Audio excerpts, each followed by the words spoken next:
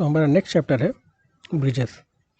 तो ब्रिजेस के बारे में अब तो आप जानते ही होंगे कि bridges is a structure which provides a passage over a obstacle like river, channel, valley और a road without closing the way underneath. यानी ये ब्रिज क्या है? ब्रिज वो स्ट्रक्चर है जो एक पाथवे या पैसेज प्रोवाइड करता है। कहाँ पर? एक ऑब्स्टेकल में। जैसे कि अगर नीचे से कहीं रिवर बह रही है या कैनाल बह रहा है या कहीं रोड है, तो उसको क्रॉस करने के लिए हम एक पैसेज बनाते हैं जिसे हम कहते हैं ब्रिज।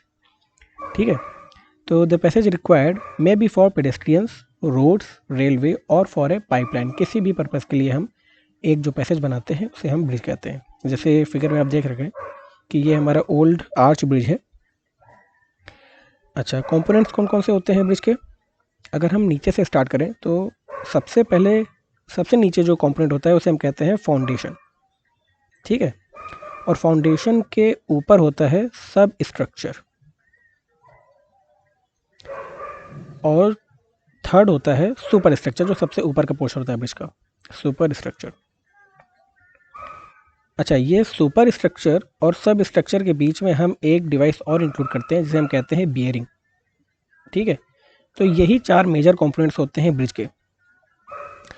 जैसे फिगर में हम देख सकते हैं, यहाँ पर फाउंडेशन के तौर पर हमने पाइल्स यूज़ की हैं। ये आप जो रेड कलर की पाइल देख रहे हैं, ये हमारे ब्रिज में फाउंडेशन है। ठीक है। और ये पाइल कैप है। पाइल और पाइल कैप को मिला करके हमने बोल दिया ये हमारा फाउंडेशन कंपोनेंट है। इसके ऊपर होता है सब स्ट्रक्चर। तो सब स्ट्रक्चर में क्या क्या आता है? एबटमेंट और पियर्स। ठीक है। फाउंडेशन में क्या क्या आते हैं? ये पाइल आती हैं। ठीक है। ओपन फाउंडेशन या स्ट्रिप फाउंडेशन, या और भी कई तरह के फाउंडेशन होते हैं, वेल फाउंडेशन, कैशन फाउंडेशन, ये सब हम आगे पढ़ेंगे। तो फिलहाल फाउंडेशन के जस्ट ऊपर होता है सब स्ट्रक्चर। सब स्ट्रक्चर में आते हैं हमारे एबटमेंट या पियर। ठीक है। जैसे एबटमेंट क्या होता है? जहाँ से ब्रिज स्टार्ट होता है उस पोर्शन पे हम एक कंस्ट्रक्शन करते हैं आरसीसी का या मशीनरी का, जिसे हम कहते हैं एबटमेंट। ठीक है। एबटमेंट क्या है ये हम आगे पढ़ेंगे। पियर्स क्या है? ये जितने भी इंटरमीडिएट सपोर्ट्स हैं इनको हम कहते हैं पियर्स। ठीक है। यहाँ पर आप देख रहे हैं कि पियर लगे हुए हैं खूब सारे। ये सारे हमारे सब स्ट्रक्चर के कंपोनेंट हो गए या पार्ट हो गए। इनके ऊपर आता है ये सुपर स्ट्रक्चर, यानी जो आप डेक देख रहे हैं यहाँ पर, ये डेक वो कंपोनेंट होता है जिस पर एक्चुअल ट्रैफिक मूव करता है, इसे हम डेक कहते हैं। तो ये जो डेक है वो गर्डर के ऊपर भी रखा होता है। गर्डर क्या होते हैं? लार्ज आई बीम, इनको हम गर्डर कहते हैं। ठीक है। तो डेक और गर्डर या पैरापेट वॉल जो भी होंगे, या जैसे यहाँ पर आर्चेस बने हुए हैं, ये सारे सब स्ट्रक्चर के ऊपर हैं, तो इनको हम कहते हैं सुपर स्ट्रक्चर। ये सब सुपर स्ट्रक्चर के पार्ट हैं। और मैंने बताया कि सुपर स्ट्रक्चर और सब स्ट्रक्चर के बीच में एक बियरिंग होती है। जैसे यहाँ पर उन्होंने दिखाने की कोशिश की है रेड कलर से कि ये देखो यहाँ पियर है, पियर और डेक के बीच में एक छोटा सा यहाँ पर स्टील प्लेट लगा रखा है जिसे हमने कहा है बियरिंग। बियरिंग का अपना एक पर्पज़ है जो आगे पढ़ेंगे। तो कंपोनेंट में हमने क्या क्या देख लिया कि क्या आते हैं? फाउंडेशन, सब स्ट्रक्चर, बियरिंग और सुपर स्ट्रक्चर। ठीक है। अब एक एक करके पढ़ते हैं। सबसे ऊपर वाला पोर्शन था सुपर स्ट्रक्चर। तो सुपर स्ट्रक्चर क्या है? Super structure represents the portion of A bridge above the bearing. ठीक है। बियरिंग वो डिवाइस है जो ट्रैफिक का जितना भी लोड आता है या थर्मल वेरिएशन या सीजमिक लोड के कारण जितना भी हॉरिजॉन्टल या वर्टिकल लोड आता है उसको सुपर स्ट्रक्चर से सब स्ट्रक्चर में ट्रांसफ़र करता है। ठीक है। यानी सब स्ट्रक्चर, जैसे कि हमने एक ये नीचे का कुछ पियर बना रखा है और इसके ऊपर कोई डेक रखा हुआ है, डेक यानी सुपर स्ट्रक्चर। तो यहाँ पर हमने कोई एक स्टील प्लेट लगा रखी है, इस स्टील प्लेट को हम कह देंगे बियरिंग। तो बियरिंग का पर्पज़ क्या है कि जितना भी लोड आ रहा है हॉरिजॉन्टल या वर्टिकल, उसको इस पियर में ट्रांसफ़र करना। ठीक है। और साथ ही साथ किसी भी तरह के लॉन्गिट्यूडनल मूवमेंट को और रोटेशनल मूवमेंट को एकोमोडेट करना। बियरिंग हम डिटेल में आगे पढ़ेंगे। अभी ये मान लीजिए कि बियरिंग एक कंपोनेंट है जो सुपर स्ट्रक्चर से सब स्ट्रक्चर में लोड को ट्रांसफ़र करने के लिए फैसिलिटेट करता है। तो सुपर स्ट्रक्चर क्या है? ऊपर वाला portion represents the portion of bridge above the bearing. The super structure is the part of bridge supported by the bearing including deck, girder और ट्रस एटसेट्रा। यानी जैसे हमने यहाँ पर बना रखा है, ये हमारा डेक है। ठीक है। ये पूरा डेक जा रहा है, तो ये डेक वाला पोर्शन किस में आ जाएगा? सुपर स्ट्रक्चर में। इसके नीचे देखो ये हमारे पियर है, सब स्ट्रक्चर, और ये है हमारा फाउंडेशन, सबसे नीचे का ये है foundation. The deck directly carries traffic while other portions of the superstructure bear the loads passing over it and transmit them to the substructure। यानी बाकी के जो कंपोनेंट हैं, जैसे ये हमारा ट्रस है, ये सब क्या है, ट्रस हम क्यों बनाते हैं, ट्रस ट्रस होता है हमारा सिलेंडर स्टील मेंबर्स का एक स्ट्रक्चर। जितना भी लोड लग रहा है ये इन सारे ट्रस मेंबर में एज अ टेंशन और कंप्रेशन ऐड करेगा, ठीक है। और ये फाइनली कहाँ डिस्ट्रीब्यूट हो जाएगा, ये नीचे के एबटमेंट में या पियर में। तो ये जितने भी कंपोनेंट हमने ऊपर बना रखे हैं डेक पे या डेक के ऊपर या गर्डर को लेकर के, उन सबको हम कहते हैं सुपर स्ट्रक्चर, ठीक है। और इस फिगर में क्या क्या है वो भी देख लेते हैं। देखो सबसे नीचे इन्होंने बना रखा है फाउंडेशन। फाउंडेशन यहाँ पर इन्होंने पाइल के रूप में दिखा रखी है, इसके ऊपर है पाइल कैप। इन दोनों को मिला करके हमने फाउंडेशन बोल दिया। अब देखो ये है एबेटमेंट। एबेटमेंट मैंने बताया कि जो सबसे एंड का पोर्शन होता है, यानी जहाँ से ब्रिज स्टार्ट हो रहा है, तो वहाँ पर जहाँ से ब्रिज स्टार्ट करते हैं वहाँ काफ़ी सारी मिट्टी को हमको रोकना पड़ेगा, ठीक है, सॉइल को रिटेन करना पड़ेगा। तो एक तरह का ये रिटेनिंग वॉल का स्ट्रक्चर होता है। तो एबेटमेंट क्या है, तो सबसे एंड पोर्शन में हम एक स्ट्रक्चर बनाते हैं, उसको हम कहते हैं एबेटमेंट। एक एंड ये है और देखो दूसरा एंड ये है ब्रिज का, तो दोनों एंड पर एक स्ट्रक्चर बनाएंगे, उसे हम कह देंगे एबेटमेंट है ये, ठीक है। एबेटमेंट में लोड आएगा वर्टिकल और हॉरिजॉन्टल। अच्छा, उसके बाद क्या है, ये सुपर स्ट्रक्चर ऊपर वाला पोर्शन है, यानी यहाँ से लेकर के ये पूरा जो डेक वाला गया है। स्पैन लेंथ क्या होती है, स्पैन लेंथ होती है दो सपोर्ट्स के बीच की लेंथ, यानी दो सपोर्ट्स यहाँ पर क्या है, सपोज यहाँ पर है एबटमेंट और पियर, तो एबटमेंट और पियर के बीच के लेंथ को स्पैन लेंथ कहेंगे, या पियर टू पियर के बीच की डिस्टेंस को हम स्पैन लेंथ कहेंगे, ठीक है। अब यहाँ पर एक तरफ पियर है दूसरी तरफ एबटमेंट है, तो स्पैन लेंथ कहाँ से कहाँ तक होगी, ये पियर से लेकर के इस एबटमेंट तक, तो ये हो गई एक स्पैन लेंथ। एक स्पैन लेंथ ये हो गई, ठीक है। और भी अगर बीच में कहीं पियर होते तो यहाँ से यहाँ तक की लेंथ को भी हम कह देते हैं स्पैन लेंथ, ठीक है। ब्रिज लेंथ क्या है, एंड टू एंड लेंथ को हम कहते हैं ब्रिज लेंथ। देखो यहाँ के एबटमेंट से स्टार्ट हुआ, यहाँ के एबटमेंट तक एंड हुआ, इसे हम कहेंगे ब्रिज लेंथ, ठीक है। और तो ज़्यादा काम की नहीं है। अब अगर हमने इसका लॉन्गिट्यूडनल सेक्शन देखा था, ठीक है, अब अगर हम क्रॉस सेक्शन देखें तो क्रॉस सेक्शन में क्या क्या चीज़ें आ रही हैं। ये आ रहा है सबसे नीचे मेन गर्डर। गर्डर मैंने क्या बताया था कि एक आई बीम होती है जो काफ़ी बड़ी होती है, क्योंकि हमने स्ट्रक्चर में तो पढ़ा था कि कॉलम होते हैं, बीम होता है, और बीम का सबसे एफिशिएंट सेक्शन कौन होता था, आई सेक्शन, ठीक है। आई सेक्शन हम कहते थे कि सबसे एफिशिएंट बीम सेक्शन है। अब इसी आई सेक्शन को अगर हम इतना लार्ज बना दें कि वो काफ़ी हैवी लोड को बियर कर सके, तो हम उसे कहते हैं गर्डर।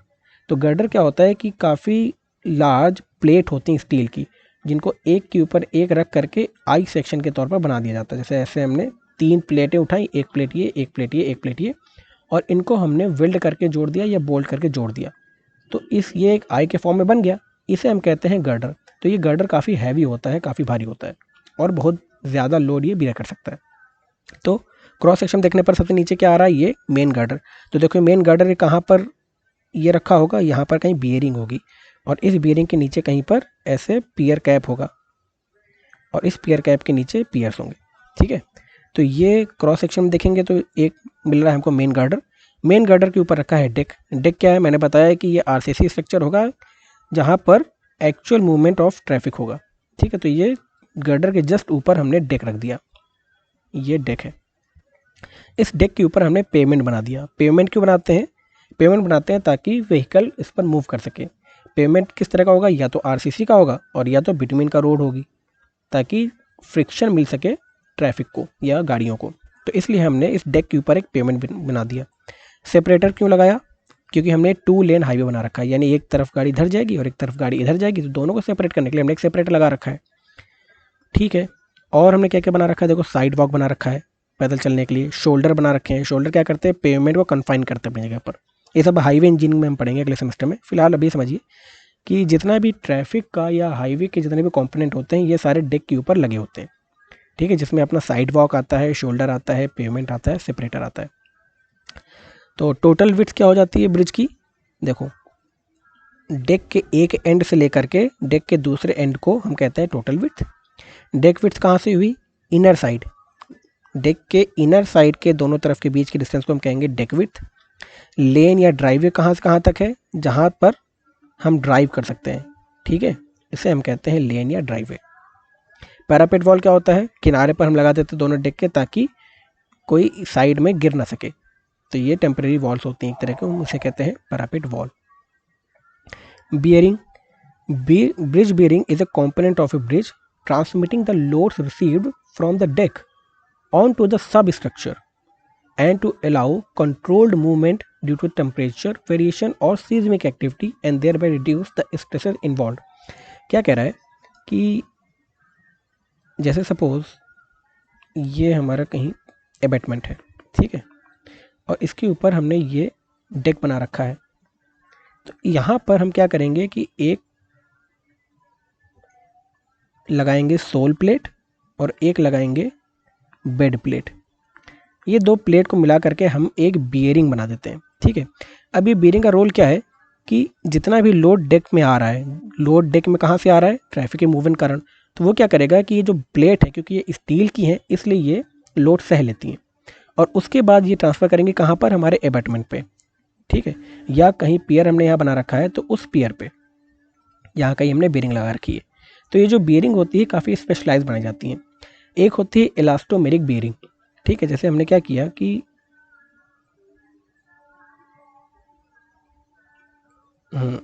एक प्लेट ऐसे बनाई और एक प्लेट ऐसे बनाई और इसके बीच में हमने रबर का कोई मटेरियल डाल दिया, ठीक है, ये रबर है बीच में। अब क्या होगा, जैसे कभी भी इसके ऊपर देखो यहाँ पर डेक रखा हुआ है, डेक मतलब जिसके ऊपर ट्रैफिक मूव कर रहे हैं, और ये नीचे सपोज कोई पियर है, ठीक है।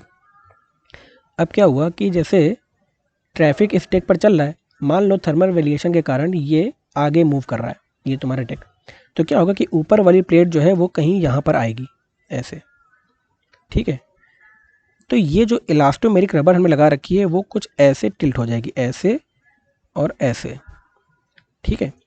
ऐसे करके क्या किया कि इसने हॉरिजॉन्टल मूवमेंट को एकोमोडेट कर लिया, क्योंकि नीचे वाली प्लेट तो फिक्स है अपनी जगह पर, जितना भी लॉन्गिट्यूडनल मूवमेंट के कारण स्ट्रेसेस जनरेट हो रहे हैं वो बीच के इलास्टोमेरिक रबर ने बियर कर लिया मोड़ करके, ठीक है, और बहुत ही कम स्ट्रेस जनरेट किया नीचे वाली सोल प्लेट पर। तो ऐसे करके हमने क्या किया कि ऊपर से जितना भी लोड ट्रांसफ़र हो रहा था हमने उसको नीचे ट्रांसफ़र किया, लेकिन कुछ रिड्यूस्ड हॉरिजॉन्टल फोर्स ट्रांसफ़र किया। तो इस तरह कई सारी बियरिंग होती हैं। जैसे सपोज़ यहाँ पर हमने एक डेक बनाया, ठीक है, और यहाँ पर एक प्लेट बनाई और इस प्लेट से हमने ऐसे करके एक गोल पिन लगा दी और फिर नीचे एक शू और बना दिया ऐसे करके, और फिर यहाँ पर पियर है। तो अब क्या होगा, जैसे मूवमेंट हुआ यहाँ पर, तो ये जो पिन हमने यहाँ लगा रखी है, तो जो टॉप शू है, टॉप शू क्या कर जाएगा, घूम जाएगा ऐसे करके, ऐसे हो जाएगा यूँ। तो टॉप शू घूम गया और नीचे वाला शू अपनी जगह पर रहा, तो जितना भी लॉन्गिट्यूडनल मूवमेंट कारण स्ट्रेस ले रहा है वो रोटेशनल मैकेनिज्म के द्वारा कम हो जाता है और नीचे हमारा हॉरिजॉन्टल फोर्स कम लग पाएगा। तो बेयरिंग का काम क्या है कि इस तरह के लॉन्गिट्यूडनल मूवमेंट को और हॉरिजॉन्टल लोड जो भी आ रहा है उस सबको कम करना और नीचे के सब स्ट्रक्चर में ट्रांसफ़र करना। तो a bearing is a boundary between sub superstructure and substructure. Substructure क्या था, जिसमें अबैटमेंट और पियर आ रहे थे ना, तो सब structure is a portion of the bridge below the bearing used for supporting the bridge superstructure and transmits all the loads to the ground या to the foundation, ठीक है।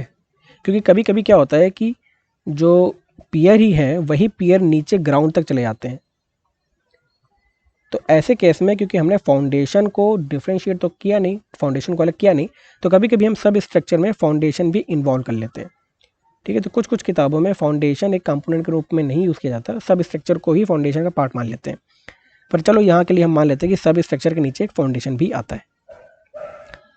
तो bridge sub structure includes abutment. Abutment क्या था, bridge के end portion में हमने RCC structure बनाया जो वर्टिकल और हॉरिजॉन्टल लोड ले रहा है और साथ ही साथ पीछे की जो मिट्टी है उसको भी रिटेन कर रहा है, ठीक है, तो वो हॉरिजॉन्टल फोर्स भी ले रहा है।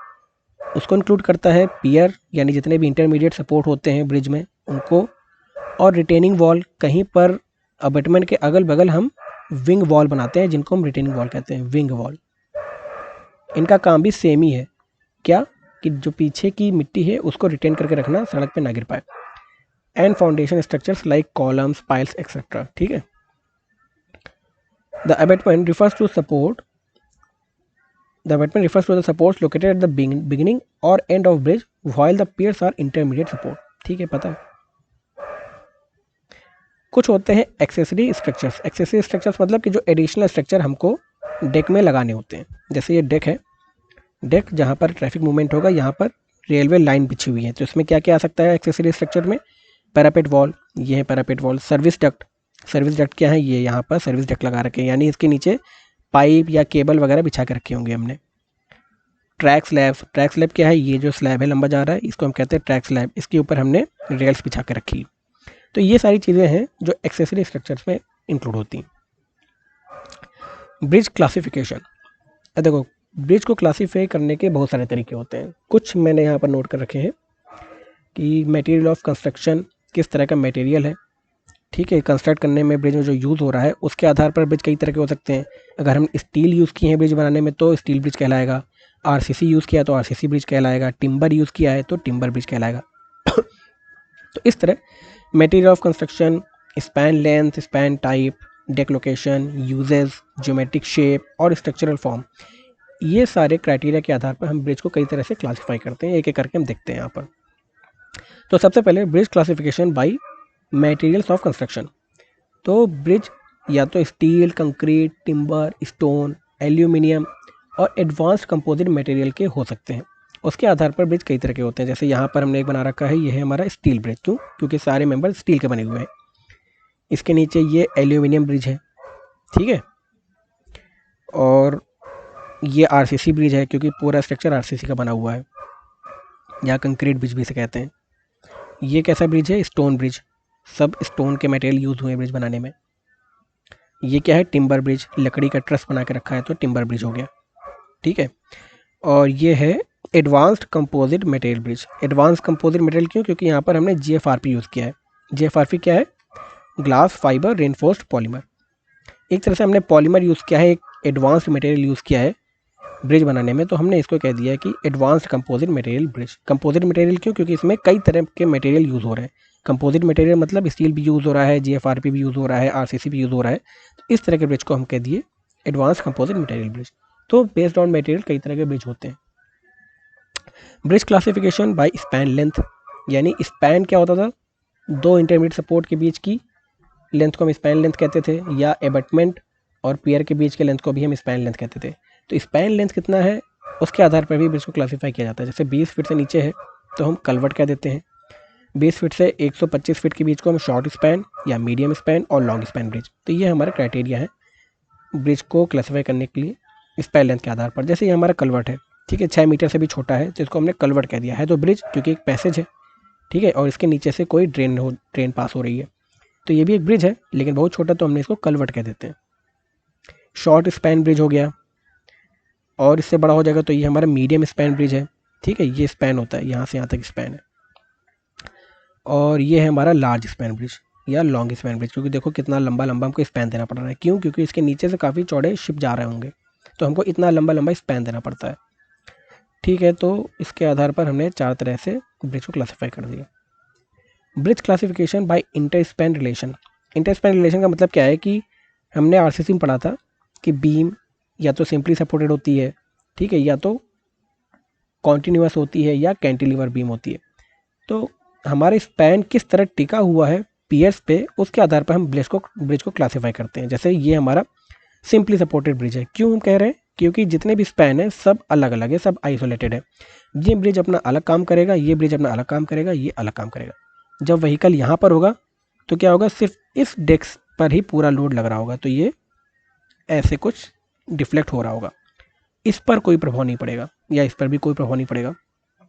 ये हमारा कॉन्टिन्यूस ब्रिज। कॉन्टिन्यूस ब्रिज क्यों कह रहे हैं? क्योंकि सारे सपोर्ट से जोड़ करके हमने एक ही स्पैन से बना दिया है, ठीक है। अब सपोज अगर कोई व्हीकल यहाँ पर है या लोड यहाँ पर लग रहा है, तो सिर्फ यही स्पैन नहीं, ये वाला और ये वाला भी इस लोड को रेजिस्ट करने में अपना कंट्रीब्यूशन देंगे। तभी देखो यहाँ पर ये जो स्पैन होगा वो थोड़ा पतला होगा, क्योंकि एक बार के लिए मान लो कि हमने सिंपली सपोर्ट ब्रिज बनाया, तो सिंपली सपोर्ट ब्रिज का मतलब क्या हुआ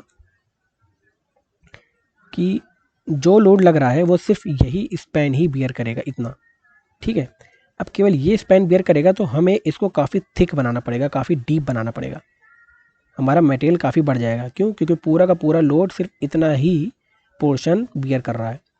इसके जगह पर अगर हमने इसको जोड़ दिया होता और कॉन्टिन्यूस बना दिया होता तो क्या होता कि जो यहाँ पर लोड लग रहा है ये बीम कुछ ऐसे बेंड हो सकती है। तो क्या हुआ कि लोड का डिस्ट्रीब्यूशन हो गया, या मैं यूँ कहूँ कि मोमेंट्स का डिस्ट्रीब्यूशन हो गया। अब सिर्फ यही बीम यहाँ से लेकर के यहाँ तक मोमेंट को रजिस्टर नहीं कर रही, बल्कि पूरी की पूरी बीम कुछ ना कुछ कंट्रीब्यूशन दे रही है इस लोड को बियर करने में। तो मटेरियल की रिक्वायरमेंट थोड़ी कम हो जाएगी और हम यहाँ पर थोड़े पतले डेक को भी बिछा सकते हैं।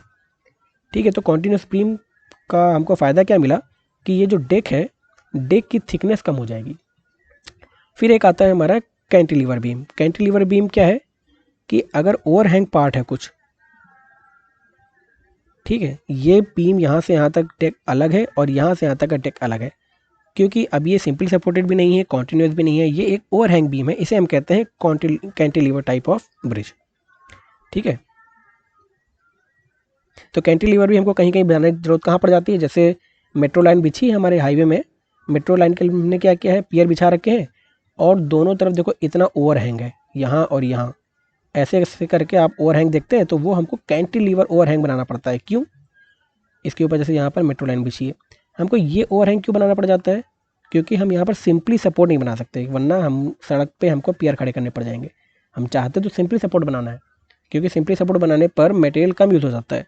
लेकिन क्योंकि यहाँ पर जगह का कंस्ट्रेंट है, हमको सिर्फ बीच की इतनी सी जगह दी गई है, और क्योंकि हमको पटरी इतनी चौड़ी बिछानी है, तो हमको दोनों तरफ ओवरहैंग करना पड़ता है और हमको कैंटिलीवर टाइप ऑफ बीम में जाना पड़ता है। तो कैंटिलीवर हम तब यूज़ करते हैं जब हमको जगह की शॉर्टेज हो, जैसे यहाँ पर ये और ये डिस्टेंस बहुत ज़्यादा रखना है, कोई शिप पास करनी है यहाँ से, ठीक है, तो हम बहुत पास पास पियर नहीं बना सकते और हमको पियर बहुत दूर दूर बनाने हैं। तो क्या करना पड़ेगा, हमको यहाँ से ओवरहैंग लटकाना पड़ेगा यहाँ तक, और इसका ओवरहैंग लटकाना पड़ेगा यहाँ तक। तो यहाँ पर हमको कैंटिलीवर टाइप ऑफ ब्रिज बनाना पड़ जाएगा। ठीक है, तो सिंपली सपोर्टेड ब्रिज क्या होते हैं? The load carrying member is simply supported at both ends, दोनों तरफ हम सिंपली सपोर्ट बनाते हैं। They are statically determinate. Statically determinate structure और स्टैटिकली इनडिटर्मिनेट स्ट्रक्चर्स क्या होते हैं, ये हमने स्ट्रक्चरल एनालिसिस में पढ़ा होगा, आपको पढ़ाया होगा सर ने। स्टैटिकली डिटर्मिनेट का मतलब क्या हुआ कि अगर तीनों इक्वेशन ऑफ इक्विलिब्रियम से बीम के सारे मोमेंट और फोर्सेज और सपोर्ट रिएक्शन पता चल जाते हैं, तो उसे हम कहते हैं स्टैटिकली डिटर्मिनेट। ठीक है, कौन कौन? सिग्मा एफ एक्स बराबर 0, सिग्मा एफ वाई बराबर 0 और सिग्मा एम बराबर 0। ये तीनों इक्वेशन की मदद से हम किसी भी बीम के सपोर्ट रिएक्शन और बेंडिंग मोमेंट सबका पता लगा लेते हैं। उस स्ट्रक्चर को हम कहते हैं statically determinate structure. Simply support bridge एक स्टैटिकली डिटर्मिनेट स्ट्रक्चर है, suitable to be constructed at bridge foundation that uneven settlement are likely to happen। ये कब हमारे लिए फ़ायदेमंद होगा? देखो, अगर ऊपर वाले स्ट्रक्चर में चलते हैं, यहाँ पर अगर मान लो कि ये वाला जो पियर है ये कुछ सेटल कर रहा हो, यहाँ की जो सॉइल है वो थोड़ी लूज होगी, ठीक है। अगर ये पियर हमारा थोड़ा सा भी सेटल करेगा तो क्या होगा कि ये सिंपली बीम ऐसे सीधी ऐसे सिंपली टिल्ट हो जाएगी, ठीक है। ये किसी भी तरह का मोमेंट नहीं लगेगा, क्योंकि ये बीम अपना अलग रोल निभा रही है और इसी तरह ये भी थोड़ा सा ऐसे टिल्ट हो जाएगा।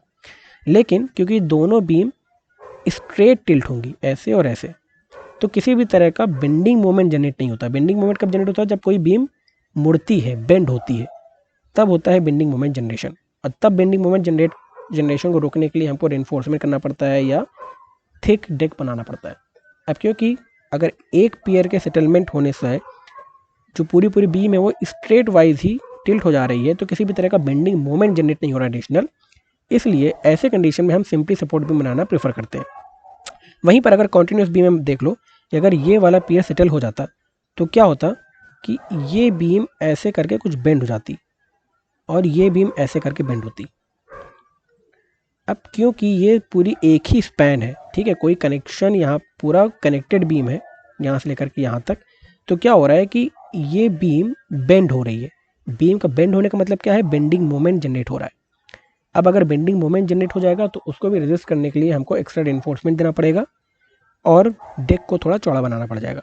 तो कॉन्टिन्यूस बीम हम वहाँ प्रेफर नहीं करते जहाँ पर इस तरह का डिफरेंशियल सेटलमेंट हो जाए। इसको डिफरेंशियल सेटलमेंट कहते हैं, क्योंकि अगर ये सेटल हो गया ज़्यादा या ये सेटल कम हुआ या सेटल ही नहीं हुआ, ये थोड़ा सेटल हो गया, तो उसे हम कहते हैं डिफरेंशियल सेटलमेंट। ठीक है, सेटलमेंट में डिफरेंस है। तो इस तरह के डिफरेंशियल सेटलमेंट में हमारी ऊपर की बीम मुड़ जाती है, जिसकी वजह से एडिशनल बेंडिंग मोमेंट जनरेट हो जाता है। तो ऐसे केस में हम कॉन्टिन्यूस बीम को प्रेफर नहीं करेंगे, हम सिंपली सपोर्टेड ब्रिज बनाने की कोशिश करेंगे। ठीक है,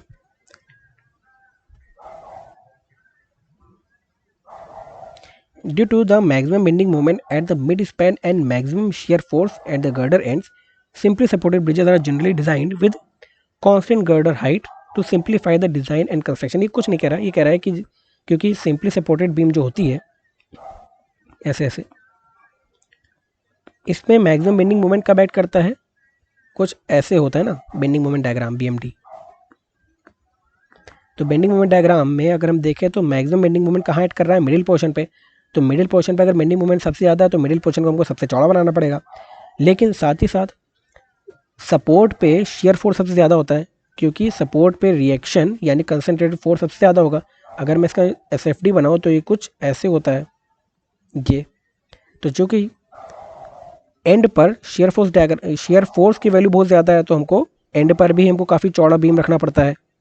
तो हम क्या करते हैं कि पूरे की पूरी बीम को ही हम कांस्टेंट विड्थ की और चौड़ी रखते हैं, क्योंकि हमको यहाँ पर बेंडिंग मोमेंट के कारण बीम को चौड़ा रखना पड़ रहा है और एंड पर हमको मैक्सिमम शेयर फोर्स एग्जिस्ट करने के कारण बीम को चौड़ा रखना पड़ता है। तो इसलिए कांस्टेंट हाइट की और डीप हम विड्थ की बीम बनाते हैं सिंपली सपोर्टेड ब्रिज के केस में।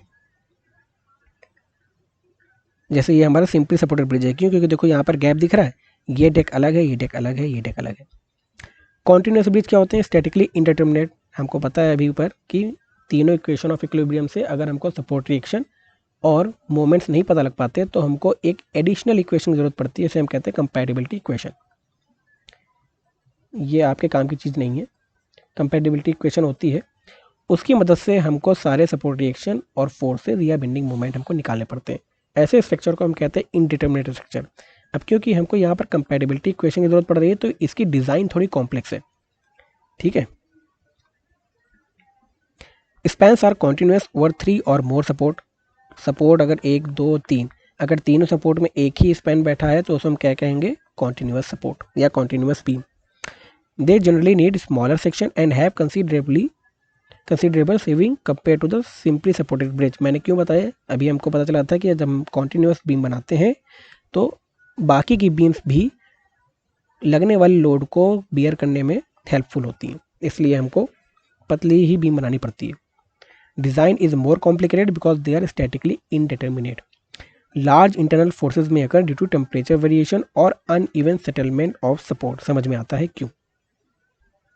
ये हमारा कॉन्टिन्यूस बीम है, देखो जितने भी पियर है उनके ऊपर डायरेक्टली एक कॉन्टिन्यूस ब्रिज का डेक रखा हुआ है। कैंटिलीवर ब्रिज क्या होते हैं, cantilever bridge has advantage in both simply supported and continuous bridge. They are suitable for foundation with uneven settlement. जैसे हमने यहाँ पर एक डबल कैंटिलीवर ब्रिज बना रखा है, ठीक है, कैसे, देखो ये पियर है, यहाँ पर एक ये पियर है और एक ये पियर है। ठीक है, यहाँ से यहाँ तक कैंटिलीवर पोर्शन है, ओवरहैंग पोर्शन है, और इसका भी यहाँ से यहाँ तक ओवरहैंग पोर्शन है, और हमने यहाँ पर पिन जॉइंट द्वारा यहाँ पर एक और पैसेज बना के रखा हुआ है, तो इसे हम कहते हैं डबल कैंटिलीवर ब्रिज। ठीक है, तो ये ब्रिज का फ़ायदा क्या हुआ कि अगर सपोज ये वाला सेटलमेंट थोड़ा सा ऐसे नीचे हो गया तो क्या होगा कि ये वाला डेक थोड़ा स्ट्रेट पोर्शन में ही थोड़ा ऐसे हो जाएगा, और तो कुछ होगा नहीं, ये मुड़ेगा नहीं, क्योंकि यहाँ पर हमने पिन लगा कर रखी हुई है। इसी तरह यहाँ भी हमने पिन लगा कर रखी हुई है। अब क्योंकि स्ट्रक्चर में किसी भी तरह का बेंड नहीं हो रहा, वो सीधा सीधा स्ट्रक्चर टिल्ट हो जा रहा है, तो एडिशनल बेंडिंग मोमेंट जनरेट नहीं होंगे। तो इसलिए अनइवन सेटलमेंट में भी हमारा कैंटिलीवर ब्रिज फायदेमंद होता है। Bridge classification bye deck location, यानी डेक क्या होता था, जिस पर ट्रैफिक मूव करता है। अब उसकी लोकेशन कहाँ पर है ब्रिज में, इसके आधार पर ब्रिज को 3 तरह से क्लासिफाई करते हैं या 4 तरह से करते हैं। पहला तो है डेक ब्रिज, दूसरा है through bridge, half through bridge और डबल डेक ब्रिज। क्या क्या होते हैं, देखो ये हमारा एक ट्रस मेंबर है। अगर डेक इस सुपर स्ट्रक्चर के टॉप पोर्शन पे है, यहाँ पर ये टॉप पे है हमारे स्ट्रक्चर के, तो इसको हम कहते हैं डेक ब्रिज। ठीक है, यहाँ पर हम क्या देख रहे हैं कि हमने ट्रस तो बना रखा है, लेकिन जो डेक है वो बॉटम पोर्शन पे है। यानी एबटमेंट या पियर के जस्ट ऊपर हमने डेक बना रखा है और ट्रस हमारे इस डेक के ऊपर है, तो इसे हम कहते हैं थ्रू ब्रिज, यानी पैसेज इस ब्रिज के थ्रू होके जा रहा है। ये है हमारा हाफ थ्रू ब्रिज या semi through bridge. Semi through bridge क्यों कहते हैं? क्योंकि डेक जो है ना टॉप पोर्शन पे है ना ही कंप्लीटली बॉटम पोर्शन पे, ये बीच से होकर के जा रहा है, तो इसको हम कहते हैं हाफ थ्रू ब्रिज या सेमी थ्रू ब्रिज। एक है ये हमारा double deck bridge. Double deck bridge क्यों कह रहे हैं? क्योंकि इन्होंने इस ट्रस में 2 डेक बना रखे हैं। नीचे वाले डेक पर हमारा हाईवे बना रखा है और ऊपर वाले डेक पर हमने रेलवे बना के रखा हुआ है, तो ऊपर रेलवे लाइन है, नीचे हाईवे लाइन है। क्योंकि दोनों डेक का यूज़ हो रहा है, इसे हम कहते हैं डबल डेक ब्रिज। ठीक है, तो डेक के लोकेशन के आधार पर हम ब्रिज को ऐसे क्लासिफाई करते हैं। ज्योमेट्रिक शेप के आधार पर, ज्योमेट्रिक शेप क्या होता है? अगर हम टॉप से किसी ब्रिज को देखें तो वो कैसे दिख रहा है, ठीक है, उसे हम कहते हैं ज्योमेट्रिक शेप। तो ज्योमेट्रिक शेप के आधार पर ब्रिज हो सकते हैं या तो स्ट्रेट, या तो स्क्यू, या तो कर्व। ठीक है, स्ट्रेट ब्रिज का मतलब क्या है? जैसे ये कोई एग्जिस्टिंग हाईवे था, ठीक है, इसके ऊपर हमने ब्रिज बनाया और ब्रिज एकदम 90 डिग्री पर है। ठीक है, तो ऐसे में इस ब्रिज को हम कहते हैं स्ट्रेट ब्रिज। अगर इसी एग्जिस्टिंग हाईवे पे हम ब्रिज ऐसे बनाते हैं जो टिल्टेड रहता है, तो इसको हम कहते हैं स्क्यूड, स्क्यू। ठीक है, इसे हम कहते हैं स्ट्रेट। और इसी हाईवे पे अगर हमने ब्रिज बनाया जो ऐसे कर्व है, तो हम इसे कहते हैं कर्व्ड ब्रिज। तो ये हमारे स्ट्रेट ब्रिज, हाईवे के ऊपर हमने एक स्ट्रेट ब्रिज बना रखा है। स्क्यू ब्रिज क्या है कि देखो हमारी ये स्ट्रेट लाइन ऐसे जा रही है और ब्रिज हमारा थोड़ा टिल्टेड होके जा रहा है, तो इसे हम कहते हैं स्क्यू ब्रिज। और फिर आता है ये कर्व ब्रिज। कर्व ब्रिज क्यों बना रहे हैं? देखो ये लाइन है, नीचे स्ट्रेट हाईवे है और यहाँ से हमको कर्व दे करके पास करना पड़ रहा है, तो इसे हम कहते हैं कर्व ब्रिज। यूजेस के आधार पर यानी फंक्शन के आधार पर हम ब्रिज को कैसे क्लासीफाई करेंगे?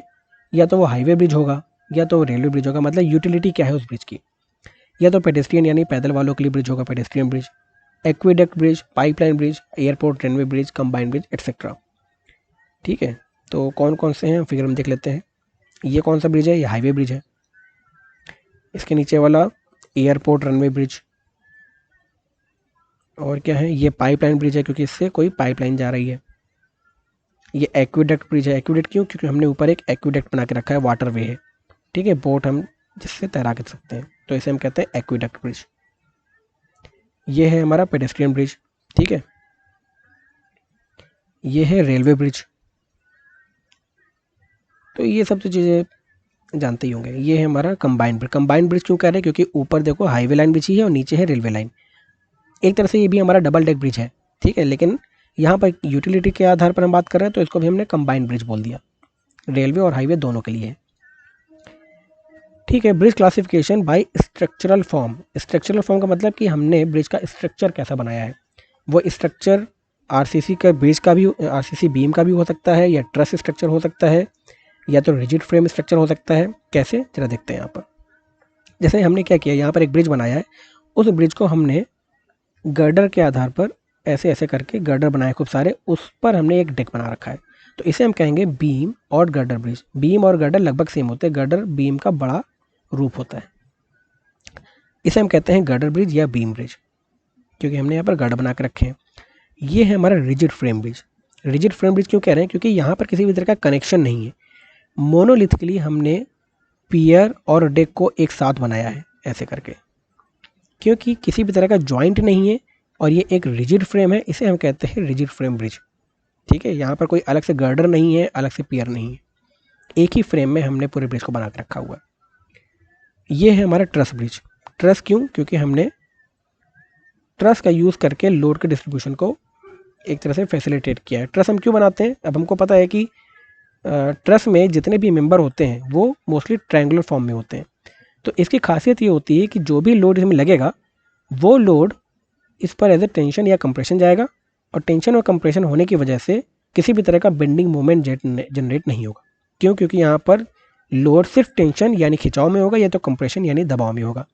क्योंकि ये जितने भी मेंबर हैं ये कभी भी बेंडिंग मोमेंट एक्सपीरियंस नहीं करेंगे, इसलिए हमें इन्हें थिक बनाने की ज़रूरत नहीं है, हम पतले मेंबर बना सकते हैं। और पतले मेंबर बनाने का मतलब क्या है? हमने कॉस्ट बचा लिया, हमने मटेरियल बचा लिया। तो इसलिए ट्रस हमारा बनाने का पर्पज़ क्या है कि सिलेंडर मेंबर बना सके, जिस तरह के ये स्टील के मेंबर है। अगर हमको और इफ़िशिएंट ट्रस बनाना तो हम क्या करेंगे कि एक ऐसा शेप में ट्रस बनाएंगे और हर मेंबर पे देखेंगे कि कहाँ पर कंप्रेशन है और कहाँ पर टेंशन है। अब हम वो मटेरियल चूज़ करेंगे जो टेंशन में अच्छा है, उसको टेंशन वाले बार में लगा देंगे, और वो मटेरियल चूज़ करेंगे जो कंप्रेशन में अच्छा है, उसको कंप्रेशन वाले बार में लगा देंगे। तो ऐसे करके हम और इफिशिएंट डिज़ाइन बना सकते हैं। तो ये है हमारा ट्रस ब्रिज। ये कौन सा ब्रिज है? Arch bridge. क्यों? क्योंकि जितना भी लोड आ रहा है वो हमारे आर्चिंग एक्शन के कारण अबैटमेंट में ट्रांसफर हो जाता है, तो इसे हम कहते हैं आर्च ब्रिज। ये है cable stayed bridge. Cable stayed bridge क्या है?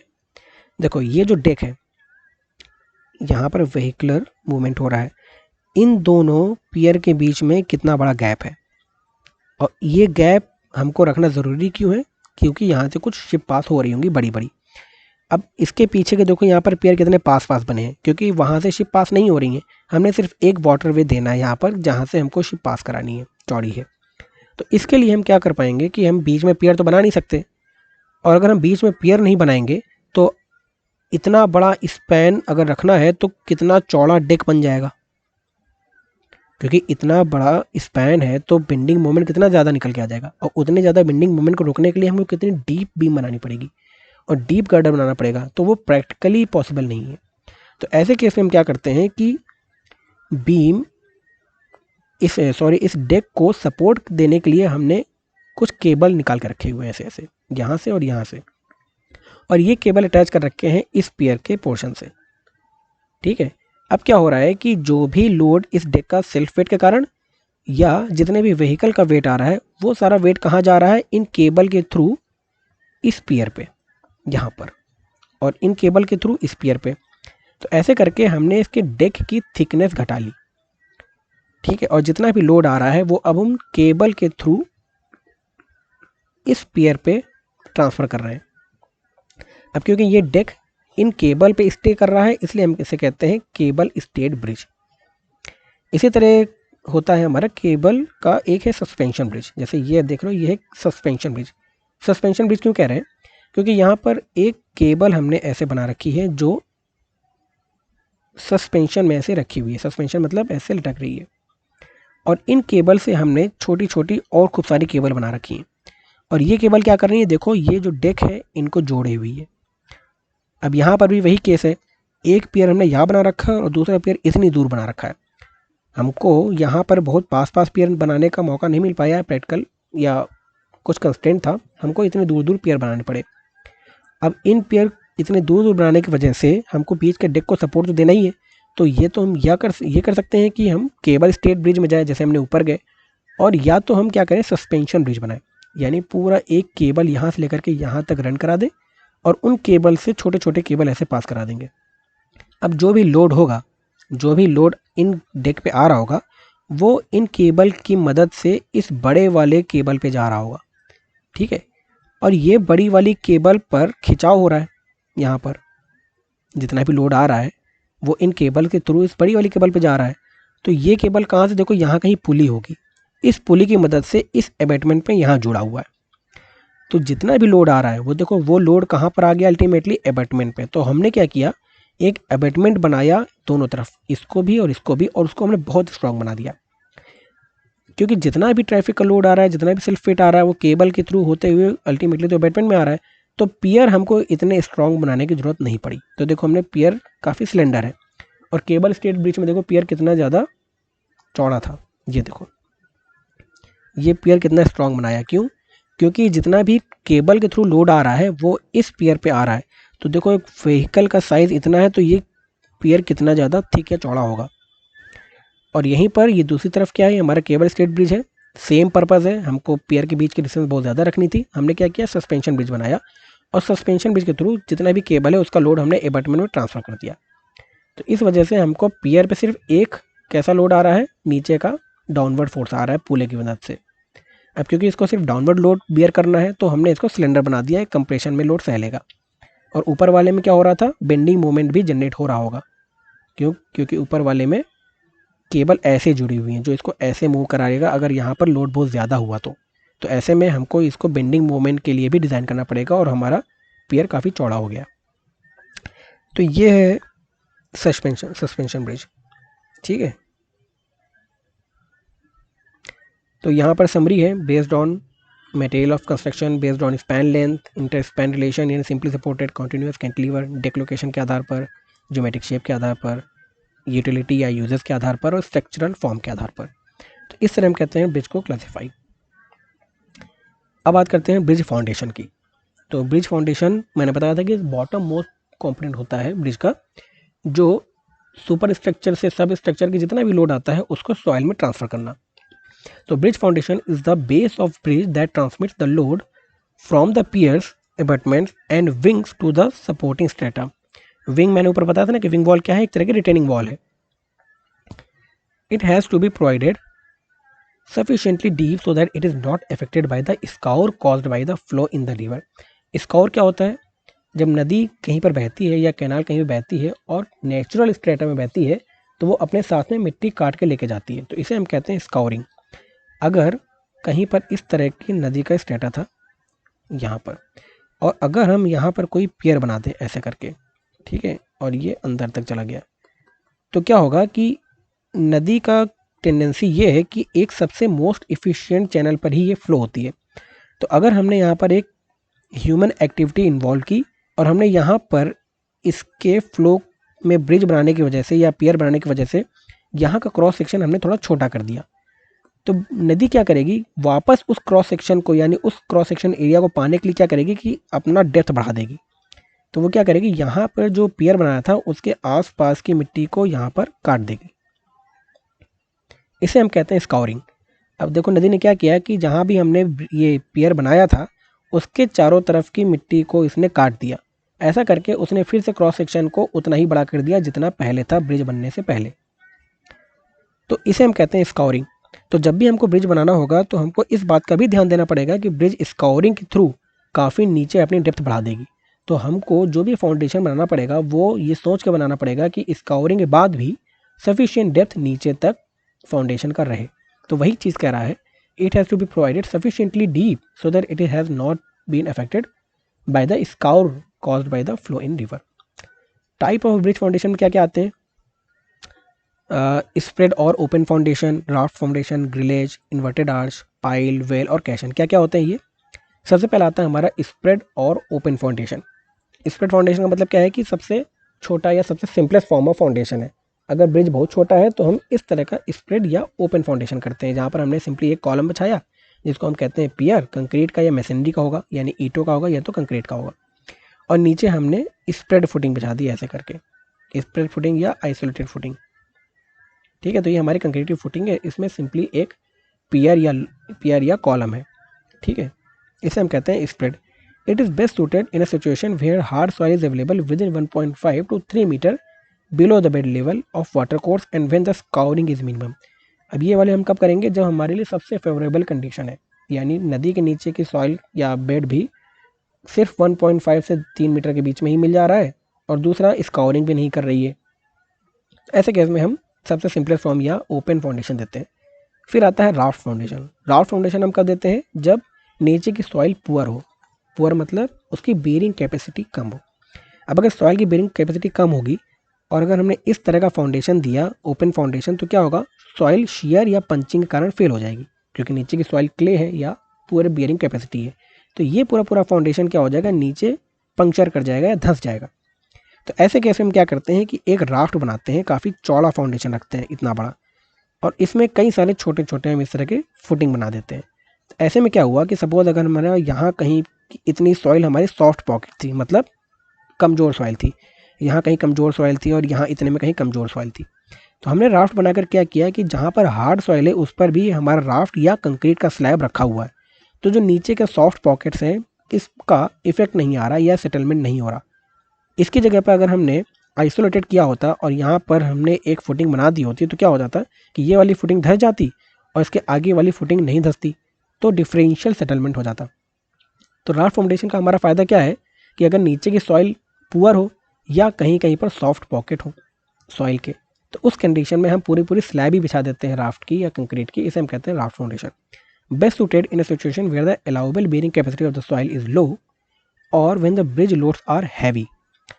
Raft foundation is also suitable when the soil bed has some soft pockets which are compressible and there is a possibility of unequal settlement. समझ गए। फिर है तीसरा foundation अपना grillage foundation. Grillage foundation क्या होता है? ग्रिलेज फाउंडेशन होता है कि हम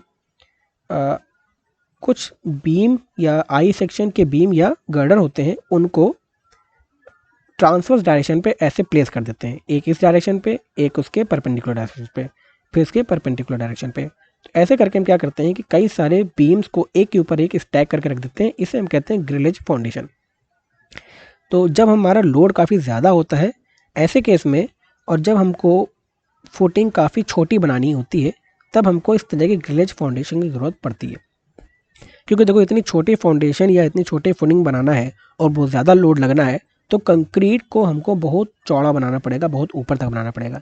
ये हमारे प्रैक्टिकल नहीं हो पाता। तो हम क्या करते हैं कि एक अच्छा मटेरियल यूज़ करो, यानी अच्छा मटेरियल का मतलब क्या है कि स्टील को यूज़ करो एज ए फाउंडेशन मटेरियल, तो थिकनेस ऑफ फुटिंग हमारी घट जाएगी। तो अब अगर हम स्टील को यूज़ करेंगे तो हम कैसे यूज़ करेंगे? एक दूसरे पर ऐसे स्टैक करके ट्रांसवर्स डायरेक्शन पे, ताकि दोनों तरफ बीम का इफेक्ट सेम रहे। ठीक है, इसे हम कहते हैं ग्रिलेज फाउंडेशन।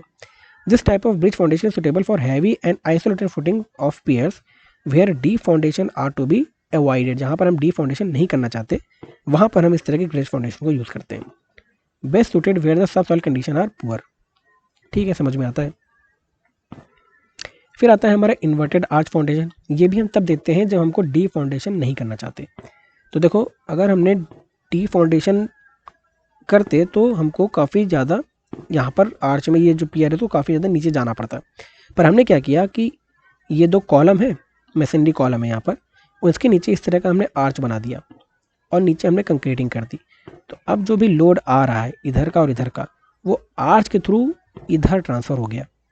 ठीक है, या नीचे से जो अपवर्ड डायरेक्शन में फोर्स आ रहा है वो आर्चिंग के थ्रू पियर में चला गया। तो ऐसे आर्च बनाने से हमको क्या फ़ायदा मिला है कि हमने सिर्फ कम डेप्थ पर ही पूरा का पूरा लोड को ट्रांसफ़र कर दिया। अगर ये आर्च हम नहीं बना रहे होते, यहाँ से आर्च ना बना रहे होते, तो हमको कैसे ऐसे करके पूरे नीचे तक फाउंडेशन देना पड़ जाता, ऐसे करके।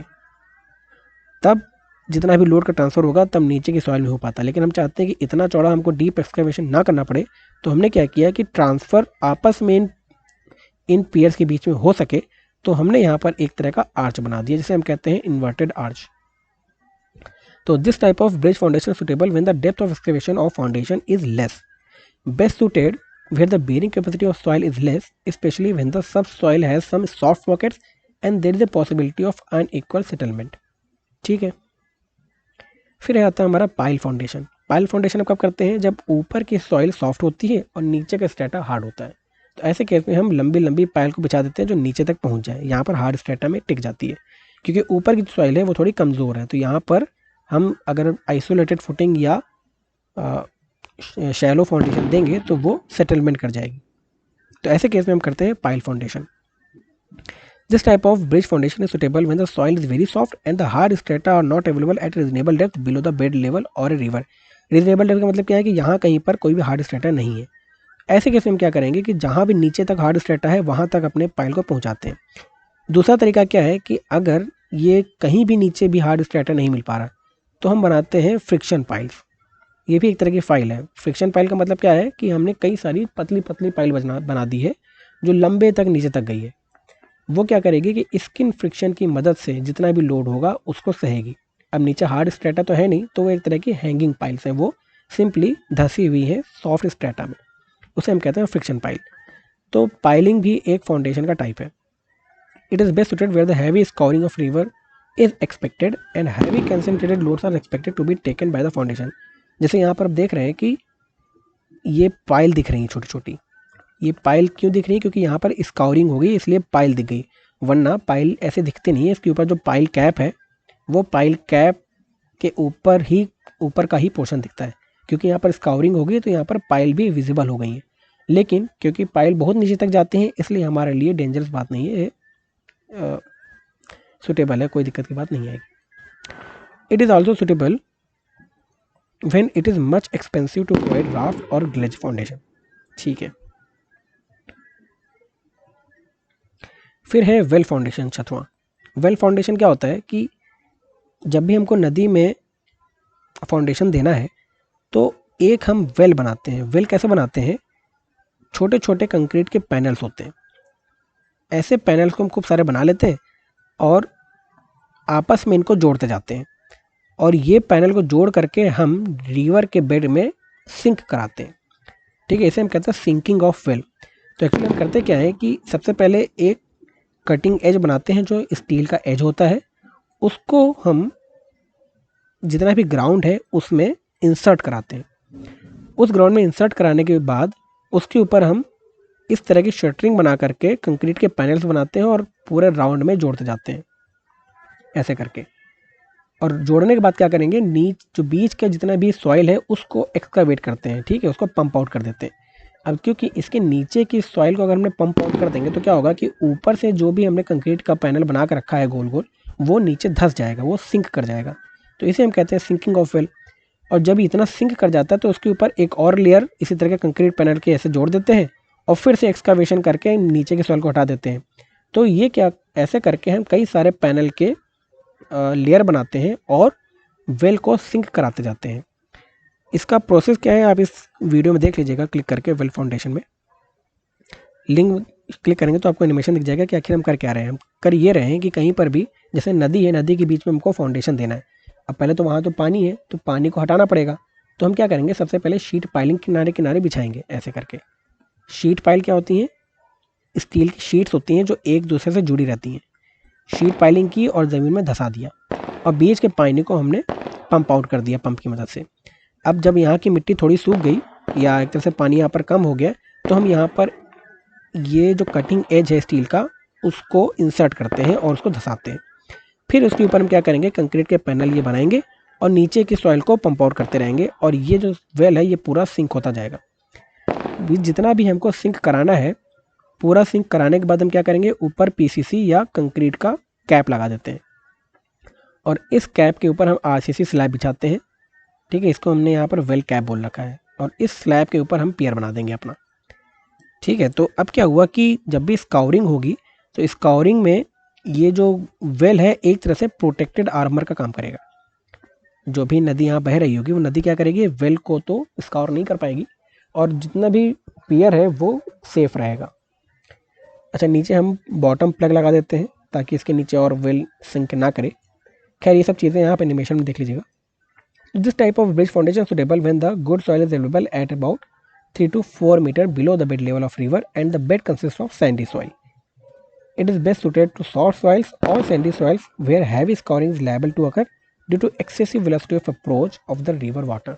ठीक है, रिवर वाटर अगर बहुत तेज होगा तो स्काउरिंग की कंडीशन बहुत ज़्यादा होगी और अगर स्काउरिंग बहुत ज़्यादा होगी तो हमको इस तरह का चौड़ा फाउंडेशन या बड़ा फाउंडेशन बनाना पड़ता है।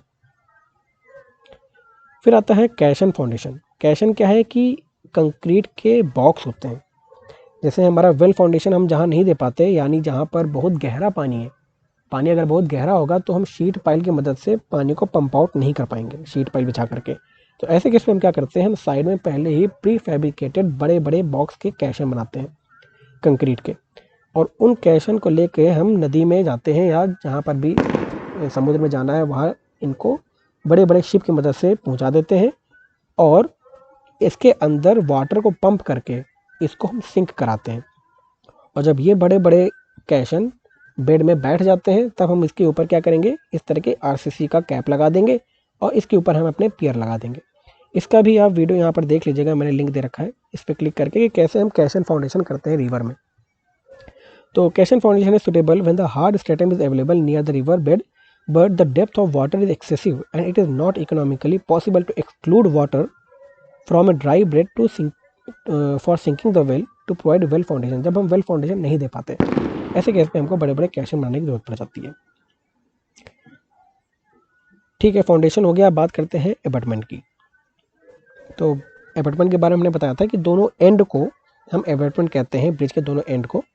इसका पर्पज़ क्या होगा, जितने भी हॉरिजॉन्टल लोड, वर्टिकल लोड या पीछे की सॉइल का हॉरिजॉन्टल फोर्स लग रहा होगा उन सबको बियर करना। अब जैसे यहाँ पर हम देख रहे हैं कि यहाँ से ब्रिज अपना लंबा उधर कहीं जा रहा है, तो ये जो ब्रिज का डेक है वो कहाँ पर सपोर्टेड है, ये है हमारा एबटमेंट, ये चीज़ कंक्रीट का, इसे हम कहते हैं ब्रिज एबटमेंट। इस ब्रिज एबटमेंट के ऊपर ये पूरा कंक्रीट का स्लैब पड़ा हुआ है यहाँ से यहाँ तक, इसे कहते हैं हम अप्रोच स्लैब। ठीक है, यहाँ से यहाँ तक। अप्रोच स्लैब का काम क्या है, यहाँ पर गाड़ी आए ताकि उसको पता चले कि यहाँ से हमको ब्रिज में जाना है। तो अप्रोच स्लैब थोड़ा सा ऐसे टिल्टेड भी हो सकता है, ठीक है, क्योंकि मान लो कि हमारे ब्रिज का सुपर स्ट्रक्चर थोड़ा हाई लेवल पे है, तो हम इस अप्रोच स्लैब को थोड़ा टिल्ट या हॉरिजॉन्टल बिछा सकते हैं। तो हमने सबसे पहले अबैटमेंट बनाने से पहले अप्रोच स्लैब बनाते हैं और उसके बाद हम ये ब्रिज अबैटमेंट बनाते हैं। और क्या क्या चीज़ें होती हैं यहाँ पर, देखो हमने अबैटमेंट बनाने से पहले यहाँ के एरिया को एक्सकैवेट किया था, इतना एरिया, ठीक है। एक्सकैवेट करने के बाद ही हम यहाँ पर कास्टिंग कर पाए और ब्रिज अबैटमेंट बना पाए। तो बाद में हम इसको फिर से फिल करते हैं, इसे कहते हैं फ्लोएबल फिल। फ्लोएबल फिल क्यों बोल रहे हैं, क्योंकि ये जो फिल करते हैं वो एक लूज सॉइल होती है। लूज सॉइल हम क्यों फिल करते हैं, ये आपने सॉइल मैकेनिक्स में पढ़ा होगा कि एक्टिव अर्थ प्रेशर, कई तरह के अर्थ प्रेशर होते हैं, active earth pressure, passive earth pressure और अर्थ प्रेशर एट रेस्ट। खैर ये आगे की बातें हो गई। अभी आप ये जान लीजिए कि जब यहाँ की सॉइल लूज होगी तो अगर बीज ये अबैटमेंट हल्का सा भी इधर टिल्ट होगा तो क्या होगा कि ये सॉइल इधर की ओर फ्लो करने की कोशिश करेगी, ठीक है, गिरने की कोशिश करेगी। लेकिन इस सॉइल का अंदर अपना फ्रिक्शन कोफिशिएंट होता है फाई, वो क्या करेगा, इस पर बैक फोर्स लगा देगा। तो जो सॉइल है वो गिर नहीं पाएगी, या सॉइल में इस पूरे ट्रायंगुलर फॉर्म पे एक बैकवर्ड फोर्स लग रहा होगा। इस बैकवर्ड फोर्स लगने की वजह से सॉइल इस अबैटमेंट पे आगे की ओर फोर्स नहीं लगा पाएगी। तो जब हम फ्लोएबल सॉइल भरते हैं या ऐसी सॉइल भरते हैं जो फ्लो कर सकती है, उस सॉइल पर पीछे की ओर एक लोड लगना शुरू हो जाता है फ्रिक्शन के कारण, और इस लोड की वजह से एबैटमेंट पे ज़्यादा फोर्स नहीं लग पाता और हमारा एबैटमेंट को हम थोड़ा सा पतला भी डिज़ाइन कर सकते हैं। तो ये कब पॉसिबल हो जा रहा है, जब एक्टिव अर्थ प्रेशर एक्ट कर रहा है। एक्टिव अर्थ प्रेशर का मतलब क्या हुआ कि ब्रिज थोड़ा आगे टिल्ट हुआ, सॉइल जो है वो नीचे गिरने की कोशिश की, क्योंकि सॉइल नीचे गिरने की कोशिश कर रही है और उसके पास अपना फ्रिक्शन की प्रॉपर्टी है, तो उस पर ऊपर की ओर फोर्स लग रहा है। ऊपर की ओर फोर्स लगने की वजह से इस ब्रिज अबैटमेंट में ज़्यादा फोर्स नहीं लगा पाएगी सॉइल। तो ब्रिज अबैटमेंट क्या है, एक एलिमेंट है ब्रिज का, is an element of bridge that gives vertical support to the bridge. Vertical support क्यों, क्योंकि ऐसा जितना भी डेक का लोड है और व्हीकल का लोड है उसको सपोर्ट करता है। At the bridge ends at joins the bridge with the approach roadway and maintains the roadway base material from the bridge span. ठीक है, ये जितना भी मटेरियल है आप इसको यहाँ पर गिरने से रोक रहा है, ठीक है, एक तरह से रिटेनिंग वॉल का भी ये यूज़ कर रहा है, रोल निभा रहा है। तो एबैटमेंट के कई सारे रोल हैं। सबसे पहले तो वर्टिकल लोड है उसको रेजिस्ट करेगा, हॉरिजॉन्टल लोड है उसको रेजिस्ट करेगा और एम्बैंकमेंट को भी रिटेन करेगा। हॉरिजॉन्टल लोड कहाँ से आ रहे हैं, डेक के ऊपर जितनी भी गाड़ियाँ मूव कर रही हैं उनके एक्सेलरेशन से जो भी लोड लग रहा है आगे की तरफ या पीछे की तरफ। दूसरा, जब भी गाड़ियाँ ब्रेक लगाती हैं तो ब्रेक लगाते ही उस पर जर्क लगता है और आगे या पीछे की तरफ लोड लगता है, हॉरिजॉन्टल मूवमेंट होता है।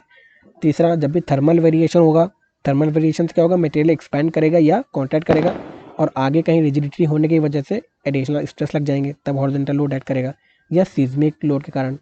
ठीक है, तो इस तरह के कई सारे लोड्स हैं जो एक्ट करते हैं, उन सबको रिड्यूस करने के लिए हम एबैटमेंट का कंस्ट्रक्शन करते हैं। तो फंक्शन क्या क्या हो गया एबैटमेंट के, to transmit the load from the bridge superstructure to the underlying sub soil, to provide the final formation level of the bridge superstructure. Formation level का मतलब जहाँ पर एबैटमेंट का लेवल होगा वही तो हमारा ब्रिज का लेवल होगा, तो फॉर्मेशन लेवल को भी to provide the final formation level to the bridge superstructure, to retain the earth pressure of the embankment of the approaches. समझ में आता है। तो कितने तरह के एबैटमेंट होते हैं, देखो depending upon the wing walls. Wing wall क्या होती है, एक तरह की रिटेनिंग वॉल होती है। जैसे यहाँ पर, चलो ऊपर कहीं फिगर बना होगा तो दिखाते हैं।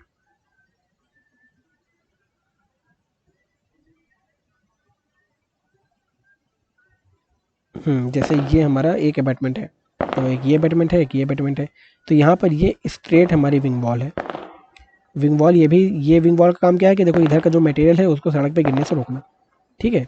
और है जैसे ये हमारा एक अबैटमेंट है, तो ये अबैटमेंट है और ये जो पीछे की वॉल गई है उसे हम कहते हैं विंग वॉल। इस तरह ये जो अबैटमेंट होगा जो आगे का पोर्शन है और इसके जो पीछे की वॉल है इसे हम कहते हैं विंग वॉल। तो ये सारी विंग वॉल का काम क्या है कि जितना भी अर्थ मटेरियल है उसको रिटेन करके रखना। तो विंग वॉल उस पर है या नहीं इसके आधार पर भी हम अबैटमेंट को क्लासीफाई करते हैं। अबैटमेंट विदाउट विंग वॉल्स और abutment with wing walls. Without wing walls का मतलब में ये एक हमने एबैटमेंट बना के रखा हुआ है, लेकिन इसके दोनों तरफ हमने किसी भी तरह की रिटेनिंग वॉल या विंग वॉल नहीं बना के रखी है, तो इसे हम कहते हैं स्ट्रेट एबैटमेंट। जब हम एबैटमेंट में ही आगे के पोर्शन पे एक टी सेक्शन बना देते हैं तो इसे हम कहते हैं टी एबैटमेंट। ठीक है, अब क्या हुआ कि जब टी एबैटमेंट में क्या होगा कि ऐसे देख लेते हैं, यहाँ पर हमने एक तरह का टी सेक्शन बना दिया है। तब क्या होता है कि ये जो टी सेक्शन है यहाँ पर भी हम रेनफोर्समेंट करते हैं। जितना भी पीछे की सॉइल है वो सॉइल क्या कर रही है, इस वॉल पर आगे की वजह से फोर्स लगा रही है, टिल्ट करने की कोशिश कर रही है। लेकिन ये जो पीछे का हमने एक ब्लॉक जैसा या ट्रायंगुलर फॉर्म में हमने रेनफोर्समेंट करके आरसीसी स्ट्रक्चर बना कर रखा हुआ, ये क्या कर रहा है, एडिशनल सपोर्ट दे रहा है और पीछे वॉल को आगे टिल्ट होने से या आगे गिरने से रोक रहा है। इस तरह के एबैटमेंट को हम कहते हैं टी एबैटमेंट। ठीक है, सॉइल इसके पीछे है और आगे यहाँ पर रोड है। ठीक है, अच्छा ये क्या है फिर, एबैटमेंट विद विंग वॉल्स। यानी देखो ये हमारे यहाँ से यहाँ तक एबैटमेंट था और हमने यहाँ पर स्ट्रेट विंग वॉल बना के रखी। स्ट्रेट विंग वॉल हमने अभी आगे देखी थी ना फिगर में, तो ये है स्ट्रेट विंग वॉल, ये है स्प्लेड विंग वॉल।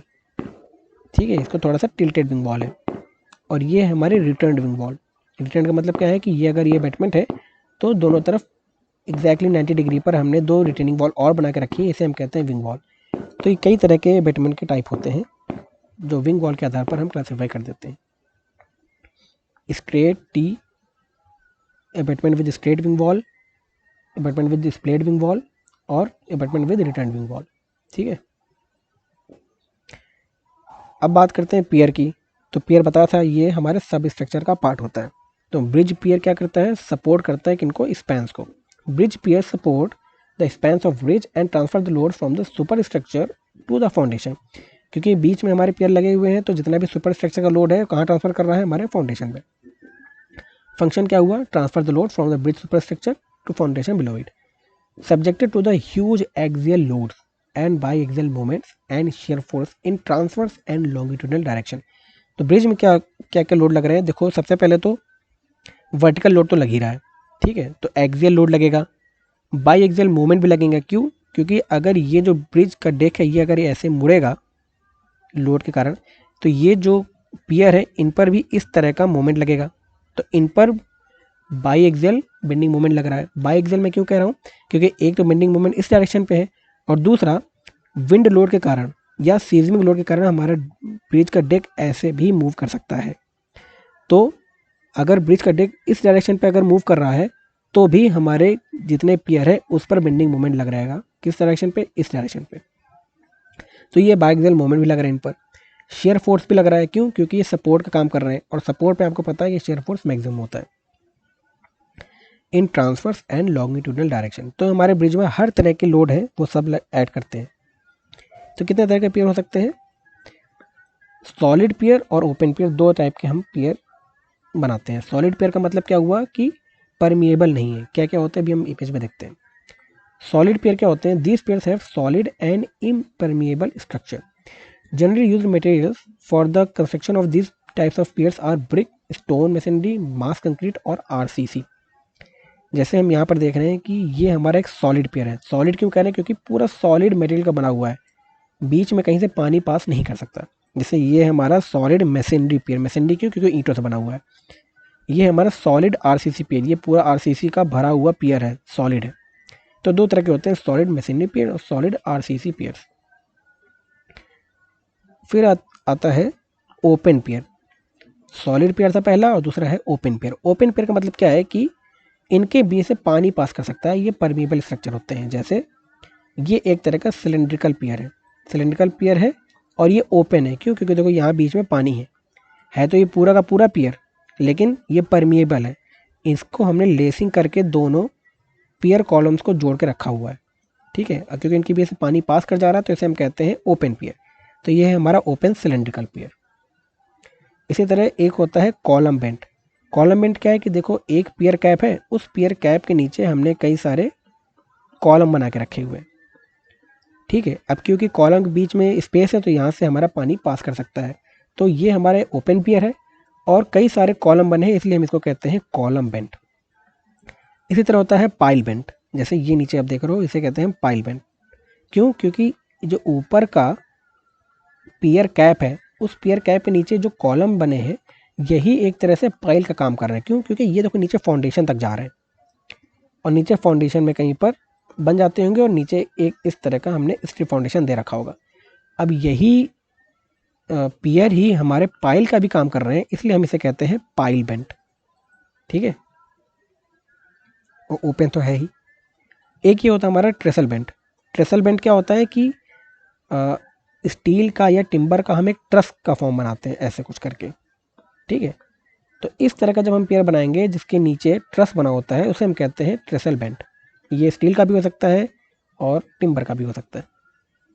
तो ये सारे हमारे ओपन पियर है। क्यों? क्योंकि परमिएबल है, इनके नीचे से पानी जा सकता है। कौन कौन से पियर हो गए? पहला तो सॉलिड।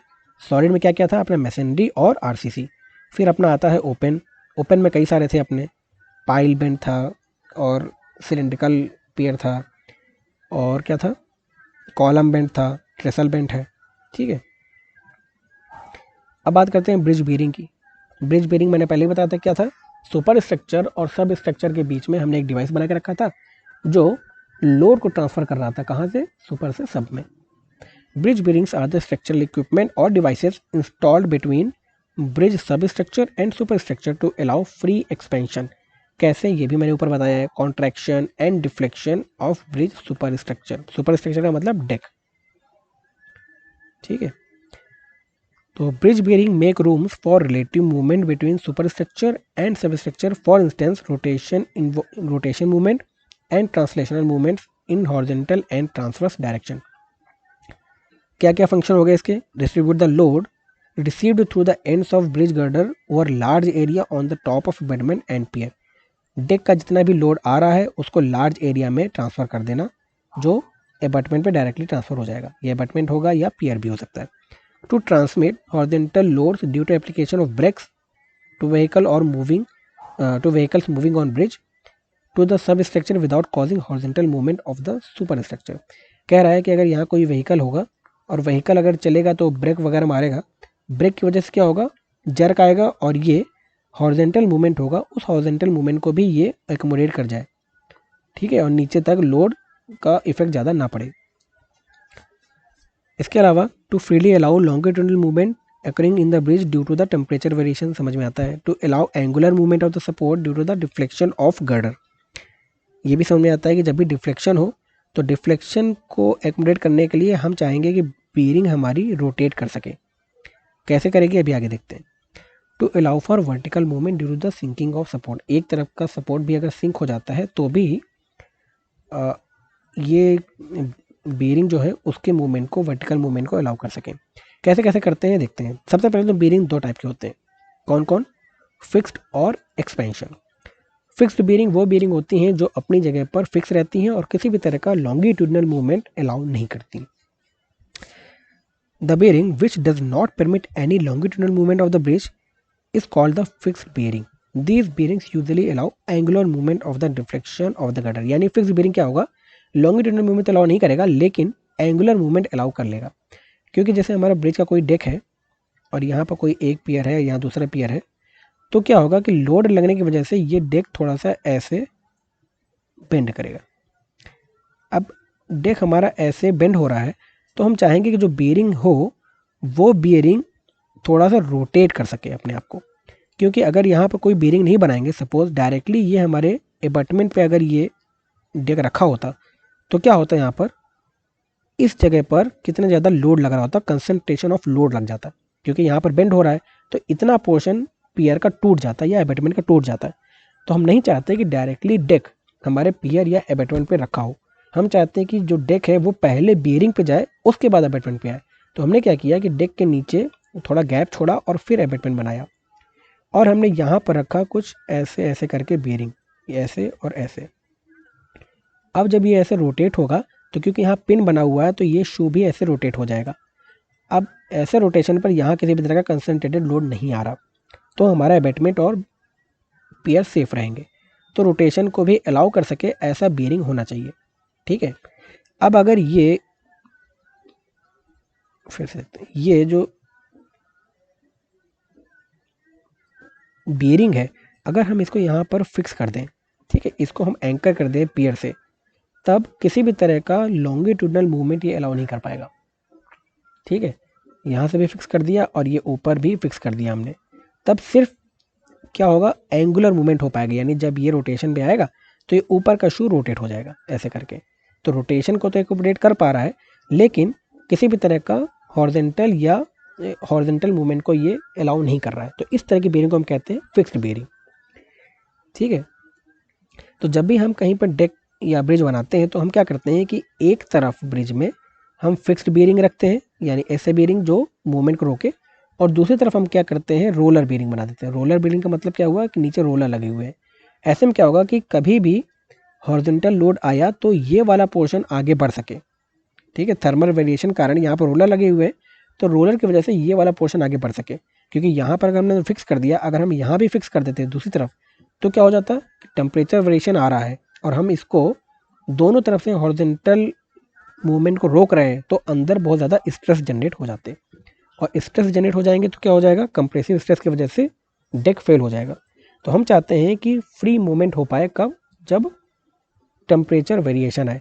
तो हम एक तरफ तो फिक्स कर देते हैं और दूसरी तरफ हमने रोलर बिछा देते हैं।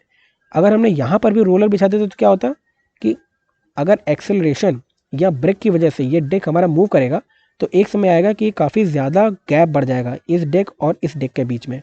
यहाँ पर बहुत बड़ा गैप आ जाएगा। अगर हमने यहाँ पर रोलर यहाँ भी बिछा कर रखा है और रोलर इधर भी बिछा के रखा है, तो क्या होगा, ये पूरा डेक मूवमेंट की वजह से यहाँ बहुत बड़ा गैप आ जाएगा और हमारे लिए रिस्की डेक हो जाएगा। तो हम चाहते हैं कि डेक अपनी जगह पर तो रहे, पर थर्मल वेरिएशन को एकोमोडेट कर पाए, इसलिए अपनी जगह पर रहे, इसलिए हमने एक तरफ इसको फिक्स बना दिया और दूसरी तरफ ये वेरिएशन को एकोमोडेट कर जाए या मूवमेंट हो सके, तो हमने दूसरी तरफ एक्सपेंशन बेयरिंग लगा दिया।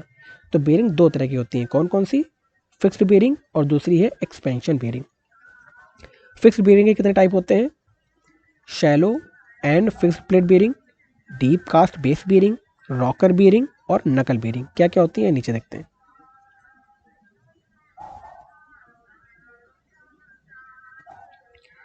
जैसे यहाँ पर है shallow and fixed plate bearing, यानी यहाँ पर देखो हमने क्या किया, ये ब्रिज का गार्डर है, ठीक है, एक गार्डर के ऊपर कहीं पर डेक बना होगा, इस डेक के ऊपर गाड़ियाँ चल रही होंगी। खैर, नीचे ये है एबटमेंट या पियर, कुछ भी हो सकता है। हमने यहाँ पर दो प्लेट लगाई, ऊपर वाली प्लेट को हमने बोला सोल प्लेट और नीचे वाली प्लेट को बोला हमने बेड प्लेट। इनको शू प्लेट या वॉल प्लेट भी कहते हैं। तो सोल प्लेट कहाँ से कनेक्ट होती है, ब्रिज गार्डर के बॉटम फ्लेंज से, और बेड प्लेट कहाँ कनेक्ट होती है, एंकर्ड होती है हमारे एबटमेंट या पियर से। इनके बीच में हम क्या करते हैं, बोल्टिंग करते हैं। बोल्ट करके हमने क्या किया, इसको फिक्स कर दिया। जैसे यहाँ पर हमने बोल्ट लगा के रखा हुआ, बोल्ट करके हमने इन दोनों प्लेट को फिक्स कर दिया। तो इससे क्या होगा कि कभी भी ब्रिज गर्डर आगे नहीं बढ़ पाएगा, ये एंड इसका हमेशा फिक्स हो जाएगा। इस बेयरिंग को कहते हैं फिक्स्ड प्लेट बेयरिंग। ठीक है, अगर हमने यहीं पर ये होल जो है उसको हमने स्लॉटेड कर दिया होता, स्लॉटेड का मतलब क्या है कि एक लंबा इलेप्टिकल होल है। अब इस इलेप्टिकल होल में यहाँ कहीं बोल्ट होगा, इस तरह का अगर हमने कॉम्बिनेशन दिया होता है तो उसको हम कहते हैं एक्सपेंशन बेयरिंग। क्योंकि यहाँ पर जब हम एक्सपेंशन के लिए एक स्लॉटेड होल बना देते हैं तो ऊपर की प्लेट खिसक सकती है, इस स्लॉटेड होल में ये ऐसे मूव कर सकती है प्लेट ऊपर वाली। तो इस बेयरिंग को हम कहेंगे फिर एक्सपेंशन बेयरिंग। इसे कहते हैं हम स्लाइडिंग प्लेट बेयरिंग, वो हम एक्सपेंशन बेयरिंग के टाइप में पढ़ेंगे। तो कुल मिलाकर आपको ये पता चल गया कि हम दो प्लेट को बिछा दें और दो प्लेट में राउंड होल बना देंगे तो हम कह देंगे उसको फिक्स्ड प्लेट बेयरिंग, और अगर हमने इलेप्टिकल या स्लॉटेड होल बना देंगे तो हम उसको कह देंगे स्लाइडिंग प्लेट बेयरिंग या एक्सपेंशन बेयरिंग। तो ये सबसे सिंपलेस्ट फॉर्म ऑफ बेयरिंग होती है जिसको बनाना बहुत ईजी है। Simplest type of bearing consist of flat rectangular steel plate attach to the under side of the lower flange of the bridge girder. समझ में आता है। फिर आता है deep cast base bearing. Deep cast base bearing क्या है कि है काम वही जो ऊपर शैलो प्लेट बेयरिंग कर रही थी, लेकिन हमने इसका बेस जो है वो काफ़ी डीप बना दिया। ऐसा हमने क्यों किया, देखो ये वाला जो ब्रिज गार्डर है, जब इस पर डिफ्लेक्शन होगा या जिस पर लोड आएगा तो ये कुछ ऐसे टिल्ट होगा, ऐसे और ऐसे। ठीक है, अब इस टिल्ट की वजह से देखो यहाँ पर क्या होगा कि इस एंड पर हाई कंसनट्रेटेड लोड लगना शुरू हो जाएगा और ये वाला एंड फ्री हो जाएगा, यानी यहाँ पर कोई लोड नहीं लग रहा क्योंकि गर्डर तो ऐसे मूव कर गया। अब यहाँ पर हमने प्लेट तो इतनी चौड़ी रखी हुई थी, लेकिन जो लोड लग रहा है वो सिर्फ इनर एज पर ज़्यादा लग रहा है और कंसनट्रेटेड लोड लग रहा है। और ये लोड इस वजह से लग रहा है क्योंकि ब्रिज गर्डर जो है वो टिल्ट हो रहा है, वो डिफ्लेक्टेड हो रहा है। इस तरह की समस्या का समाधान क्या है कि हमने ये जो बेस है उसको काफ़ी डीप कास्ट कर दिया। अब डीप कास्ट करने से क्या होगा, समझ में आ ही रहा है कि अब जो यहाँ पर प्लेट लगा दो, अब अगर ये हमारा गर्डर ऐसे टिल्ट करेगा तो टिल्ट से क्या होगा कि ये जितना भी लोड लग रहा है वो तो सिंपली ऐसे ही ट्रांसफ़र हो रहा है नीचे, ठीक है। लोड का ट्रांसफ़र हमारा ऐसे हो जा रहा है, ऐसे और ऐसे। कहीं पर भी कंसंट्रेटेड लोड नहीं ऐड कर रहा इनर एज पे, क्योंकि हमने बेस को ही डीप कास्ट किया, यानी बेस को बढ़ा दिया नीचे तक। तो डीप कास्ट बेरिंग का भी काम सेम है फिक्स प्लेट की तरह ही, बस थोड़ा इम्प्रूव्ड वर्जन है। तो this is an improve type of fix plate bearing. Instead of simple steel plate, a deep cast base is attached to the underside of the bridge girder. This type of bearing avoids the concentration of reaction at the inner edge of the bearing and thus distributes the load more uniformly over the abutment. समझ में आ रहा है। Suitability कब होगी, 12 से 20 metre के span के लिए सुटेबल होता है। फिर आता है रॉकर बेरिंग। ये सब फिक्स्ड प्लेट बेरिंग में चल रहा है। रॉकर बेरिंग क्या है, एक होता है हमारा अपर शू, एक होता है लोअर शू, ठीक है। यानी ये है हमारा टॉप इन्वर्टेड शू और ये है हमारा बॉटम शू, और इन दोनों शू को जोड़ता है ये हमारा रॉकर पिन। तो रॉकर पिन की वजह से क्या हुआ कि ये जो टॉप शू है वो रोटेट कर सकता है ऐसे या ऐसे, ठीक है। तो हमको रोटेशन तो मिल गया, और हमने यहाँ पर देखो बोल्टिंग कर देंगे नीचे के अबटमेंट में ऐसे करके, तो ये फिक्स्ड हो जाएगा। तो ये हो गया हमारा फिक्स्ड बेरिंग और साथ में रोटेशन को अलाउ कर दे रहा है। This type of bearing consist of a top inverted shoe and a bottom shoe with a rocker pin provided in between the shoes. The girder is connected at the top inverted shoe and the bottom shoe is anchored at its base to the top of abutment. समझ में आ रहा है। With the deflection of the girder, the top inverted shoe rotates over the pin and this allows free angular movement of the girder at its end. Suitability कब होगी, जब लंबा span हो, लगभग 20 मीटर लॉन्ग हो या उससे भी ज़्यादा के लिए भी हम रॉकर बेरिंग यूज़ करते हैं। फिर आता है हमारा नकल बेरिंग। नकल बेरिंग कुछ नहीं, सेम रॉकर पिन बेरिंग की तरह ही होता है, बस हम यहाँ क्या करेंगे कि ऊपर के पार्ट को, यानी जो बॉटम शू है उसके टॉप मोस्ट पोर्शन को हम ऐसे हेमीस्फीयर बना देंगे और इसके ऊपर दूसरा टॉप शू रख देंगे। तो हमने क्या किया, यहाँ पर पिन नहीं लगाया, सिंपली बॉटम शू को ही मॉडिफाई कर दिया और ऊपर का सिरा ऐसे गोल बना दिया, हेमीस्फीयर बना दिया। तो काम वैसे ही होगा, ऊपर का जो टॉप शू है वो ऐसे और ऐसे रोटेट हो जाएगा और नीचे वाला प्लेट जो हमारी है वो हमारे अबटमेंट में या पियर में फिक्स रहेगी। This type of bridge bearing, the rocker pin is eliminated by casting the top of the bottom shoe in the shape of hemisphere to function as a rocker pin. Its remaining construction resembles that of rocker bearing and it is fixed to the top of pier or abutment and to the girder in the similar case of rocker bearing. ठीक है, समझ में आ रहा है। अब बात करते हैं एक्सपेंशन बेरिंग के। एक्सपेंशन बेरिंग हम क्यों लगाते हैं, ताकि टेम्परेचर या थर्मल या किसी भी तरह का ब्रेक की वजह से जो भी मूवमेंट हो रहा है उसको हम अलाउ कर सकें। फिक्स में तो हमने अलाउ ही नहीं किया था ताकि डेक अपनी जगह पर बना रहे। और एक्सपेंशन बेरिंग क्या करता है, इसी तरह के वेरिएशन को एकोमोडेट करता है। The bearing which allows the longitudinal movement of the bridge girder is known as expansion bearing. In practice, one end of the girder is provided with a fixed bearing and the other end with an expansion bearing to allow for expansion and contraction of the girder due to the variation of temperature and to transmit the horizontal forces to the bridge substructure. अभी बताया ऊपर। तो expansion bearing कितने तरह से classify करते हैं हम, 4 तरह से ये भी होते हैं। स्लाइडिंग प्लेट बेरिंग, अभी हमने ऊपर बताया कि एक था ना ऊपर शैलो या फिक्स्ड प्लेट बेरिंग, उसमें हम स्लॉटेड होल बना देते हैं तो उसे हम कहते हैं स्लाइड प्लेट बेरिंग। फिर है deep cast base curved plate bearing. ऊपर हमने क्या पढ़ा था, डीप कास्ट बेस बेरिंग, अब हम यहाँ पढ़ा रहे हैं deep cast base curved plate bearing. सब क्या है इमेज में देखते हैं, rocker with curve base, rocker and roller bearing. देखो क्या है, पहला तो है स्लाइड प्लेट बेरिंग। ये मेन गर्डर है, सोल प्लेट है, बेड प्लेट है और इसके बीच में हमने क्या किया, इस तरह के स्लॉटेड होल बना दिए। स्लॉटेड होल अभी हमने ऊपर देखा कि सोल प्लेट उस स्लॉटेड होल में आगे और पीछे मूव कर सकती है। तो क्योंकि ये दोनों प्लेटें एक दूसरे पर स्लाइड कर रही हैं इसलिए हमने इसको कह दिया slide plate bearing. Simplest type of bearing है consists of sole plate attached to the underside of the bridge girder which is free to slide over the bed plate anchored to the masonry or concrete abutment। समझ में आता है। Sole plate and the bed plate are connected together by the means of iron bolt provided in slotted holes which allow for free longitudinal movement of the girder। Suitability कब होगी, 12 से 20 metre के span के लिए हम इसको suitable मानते हैं। फिर आता है deep cast base curved plate bearing. देखो यहाँ पर हमने क्या किया कि ऊपर का जो डीप कास्ट बेस था उसको हमने कर्व कर दिया। कर्व करने से क्या फ़ायदा हुआ? एक तो इस तरह के डिफ्लेक्शन में भी काम आ जाएगा क्योंकि कर्व है ऊपर का पोर्शन, और दूसरा लॉन्गिट्यूडनल मूवमेंट को भी ये रेजिस्ट नहीं करेगा, आराम से फ्री एक्सपेंशन की वजह से आगे पीछे मूव कर पाएगा। ठीक है, वही चीज़ लिखी हुई है। This type of bearing allows for deflection and expansion of the bridge girder. ठीक है, फिर आता है हमारा रॉकर कर्व बेस बेरिंग।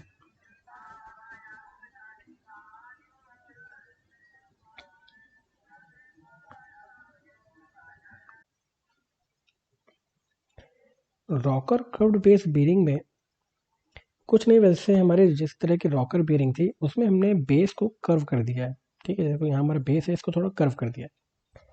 ऐसा करके हमने क्या किया कि अब अगर हॉरिजॉन्टल मूवमेंट भी होता है तो यही बेस थोड़ा सा टिल्ट हो जाएगा ऐसे करके, और इस टिल्ट की वजह से जो ऊपर का डेक है वो हमारा आगे मूव कर पाएगा।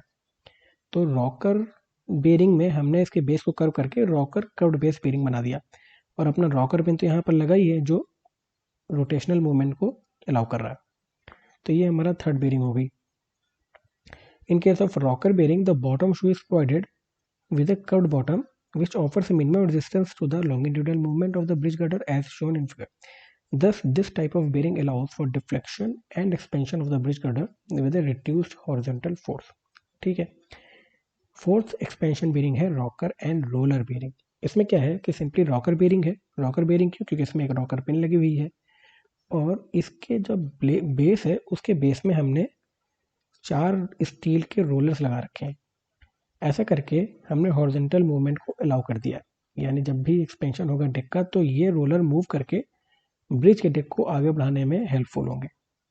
तो इसे कहते हैं rocker and roller bearing. This type of bearing consist of rocker bearing having its bottom shoe resting on the number of steel rollers which in turn roll on bed plate anchored to the top of masonry or concrete abutment. Suitability कब होगी? 20 metre से ज़्यादा के लिए भी suitable हो सकता है ये।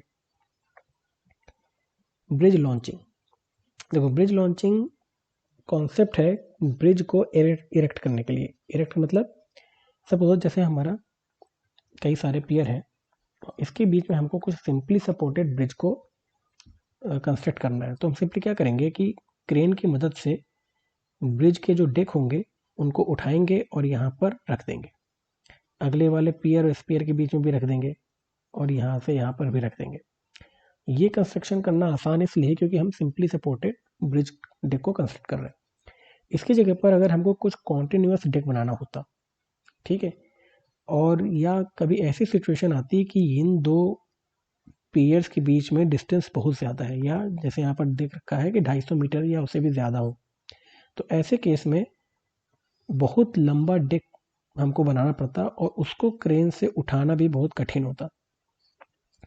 तो इस केस में हम क्या करेंगे कि ब्रिज लॉन्चिंग मेथड को यूज़ करेंगे। इसको हम इंक्रीमेंटल लॉन्चिंग मेथड भी कहते हैं। इसमें हम क्या करते हैं कि जहाँ से हमको ब्रिज बनाना स्टार्ट करना है वहीं से, सपोज ये हमारा कुछ एबटमेंट है, ठीक है, तो हम क्या करते हैं कि इस तरह से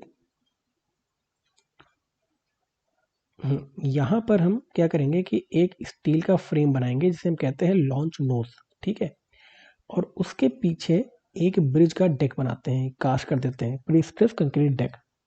ठीक है, इस प्रीस्ट्रेस कंक्रीट डेक को हम कास्ट कैसे करेंगे? शटरिंग वगैरह लगाएंगे, रेनफोर्समेंट लगाएंगे और कंक्रीटिंग कर देंगे। जब ये पूरा कंक्रीट कास्ट हो जाएगा, सॉलिड हो जाएगा, तब हम क्या करेंगे? इसके नोज को आगे पुश करेंगे। कैसे? यहाँ पर कुछ जैक लगे होंगे इसके नीचे, यहाँ पर। इन जैक की मदद से हम क्या करेंगे कि इस पूरे असेंबली को हम पुश करेंगे और ये असेंबली आगे बढ़ेगी। तो ये कब तक आगे बढ़ेगी? सपोज यहाँ पर हमारा कोई दूसरा पेयर लगा हुआ है, तो ये जब नोज यहाँ से उठ करके इस पेयर में टिक जाएगा, तब एक तरह की ये सिंपली सपोर्टेड असेंबली बन जाएगी। और इसी नोज को और आगे पुश करके हम क्या कर देंगे कि ये पूरा का पूरा ब्रिज डेक इसके ऊपर आ जाएगा। यानी ये हमारा एबेटमेंट था पीछे, और इस एबेटमेंट में और इस पियर के बीच में ये पूरा कंक्रीट का डेक यहाँ पर रख जाएगा, और इसके आगे यहाँ कहीं नोज होगा, लॉन्चिंग नोज जिसे कहते हैं। अब जैसे ही यहाँ पर रख गया तो हम फिर क्या करेंगे? पीछे फिर से एक कंक्रीट का पैनल कास्ट कर देंगे यहाँ पर, और फिर से इसको पुश करेंगे। पुश करने पर क्या होगा, ये नोज अब अगले वाले पेयर के ऊपर आ जाएगा और फिर से ये वाला कंक्रीट पैनल इधर आ जाएगा और ये वाला कंक्रीट पैनल उठ करके इधर आ जाएगा। तो हम कर क्या रहे हैं कि एक एक डेक को कास्ट कर रहे हैं पीछे और उसको आगे पुश कर रहे हैं। तो इस तरह के मेथड को हम कहते हैं ब्रिज लॉन्चिंग। इसका एनिमेशन आप इस वीडियो में देख सकते हैं ब्रिज लॉन्चिंग का, तो आपको ज़्यादा क्लियर हो जाएगा कि कैसे कंस्ट्रक्शन होता है ब्रिज का। So in bridge launching method of construction, the bridge deck is made in sections. This is done by pushing the structure of bridge outward using abutment towards the pier. It requires a specialized bridge launching machine. Method is most suited for construction of bridges that have a constant radius of curvature. अगर constant radius of curvature होगा तो हमारे लिए bridge को launch करना ज़्यादा आसान रहेगा। क्यों? क्योंकि तो हमको कांस्टेंट रेडियस ऑफ कर्वेचर के ही डेक बनाने हैं हर बार और उनको सिंपली पुश करना है। तो अगर same constant radius of curvature के डेक बनेंगे तो पुश करने पर सेम ही कांस्टेंट या कांस्टेंट रेडियस ऑफ कर्वेचर का प्लान व्यू हमको मिल पाएगा। It is a very fast method of construction. ठीक है, बाकी आप इस वीडियो को देख करके बाकी चीज़ें जान जाएंगे। ठीक है, तो आपका ब्रिज का पोर्शन यहीं से ख़त्म होता है।